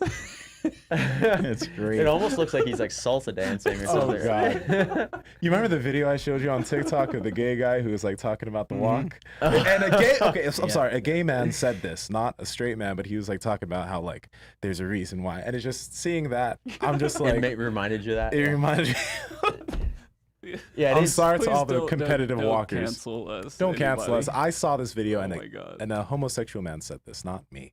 It was just funny. Okay, I'm done. But yeah, I mean, it's a skill set, obviously, that takes a lot of time and energy to fine tune. Yes. Yeah, and I mean, a 7-minute pace. I was blown away when I saw the paces to it, because I'm just thinking like, well, and I think the interesting thing is like, we talked about just staying interested in a sport, and I mean, some people probably think about this with ultramarathoning too, maybe a little less nowadays, but I mean, staying excited about a sport that, I mean, the average person's gonna have a reaction like you guys did. I mean, you're like out of the norm with that. So to stay motivated for a decade plus to get to the Olympics and that is pretty mind-boggling. And yeah, I mean, if you go out to, you can make some people look foolish, go out to the local like running place and just blast by someone at a 7-minute mile walking, and they're sitting there trying to keep up with you. It would be kind of a funny sight to see for sure. Who's a guest you've had on your show that we need to have on here? Oh, that's a good question. I know we've had some crossover for sure. Have you guys had Mark Bubbs on? No, Mark He'd be Bubbs. Mark Bubbs, yeah, he'd be a good one to have Is he on. the Bubbs guy, the collagen guy? Is that him? Oh or no, I Oh, don't think so. Okay. He's the guy who wrote that book Peak that I was talking about. Cool. Let's see, who would another be a good one? I'm thinking most of the strength guys you've probably already had on. Gosh, let me go back and look at the catalog and get back to you on that one. But I'm sure there's some other really good ones that would be a fun chat. I'm trying to think of a good good strength guy, but specializes in Joel running. Jameson would be good for you. Have you ever had him on your show? No. Yeah, he's like the heart rate variability guy. He's one of the people that made that popular. You mentioned someone earlier, and I was like, I can't remember who it is, but I'll think of it later. Sure. Anyway, it'd be good to go over some exercises in the gym with you and, go over some of that shit and spend the rest of the day with you. Thank you so much for coming out. We really, really appreciate it. Andrew, want to take us on out of here, buddy? Absolutely. drinklmnt.com/power project. Like I said, is he going to make it? Did you make it? What? It didn't make it? Oh my God. That was a layup too. God. And that was a full, anyways. Just go to the, please. I'm going. Okay. Again, if it's good enough for Zach Bitter, it's good enough for you. We praise it all the time, and it was really cool hearing you talk about it. So we feel like we're not like losing our minds for Just shilling it out there. Well, there's that, but also just like because we take it, and we're like, oh my God, I feel it. Like, is it placebo? Like, no, it's legit. Again, drinklmnt.com/power project. Links to them down in the description as well as the podcast show notes. Please make sure you're following the podcast at Mark Bell's Power Project on Instagram, at MB Power Project on TikTok and Twitter. Highly recommend TikTok. That shit's fun watching everybody go bananas over the content that we're putting out. It's a lot of fun. Thank you, Nsima, for hitting that the comment section. That's really helpful. My Instagram and Twitter is at I am Andrew Z. Nsima, where are you at? At Nsima Inyang on Instagram and YouTube, and Nsima Yin Yang on TikTok and Twitter. Zach, where can people find you? Instagram at Zach Bitter, Twitter at ZBitter, Facebook at Zach.bitter. And I actually just signed up for TikTok this morning when Nsima told me I need to get on there. So I believe it's just Zach Bitter is the username. Perfect. If there are usernames on TikTok, I assume. I'm very ignorant with TikTok, but I'm going to take the move towards getting used to it, because I guess it's the next big thing. I Right? gotcha. 100 miles and running. NWA. Oh, shit. Oh, okay. There you go. It's the name of your new book. I just decided for you. Damn. Hey, thanks again for coming out. Really appreciate it. Appreciate the shoes that you've been kicking over to us too. I really Ultra. enjoy them. They're freaking super comfortable. Most- I got a chubby foot, so my foot fits in there just fine. Thank you so much. And strength is never weakness. Weakness is never strength. I'm at Mark Smelly Bell. Catch you guys later.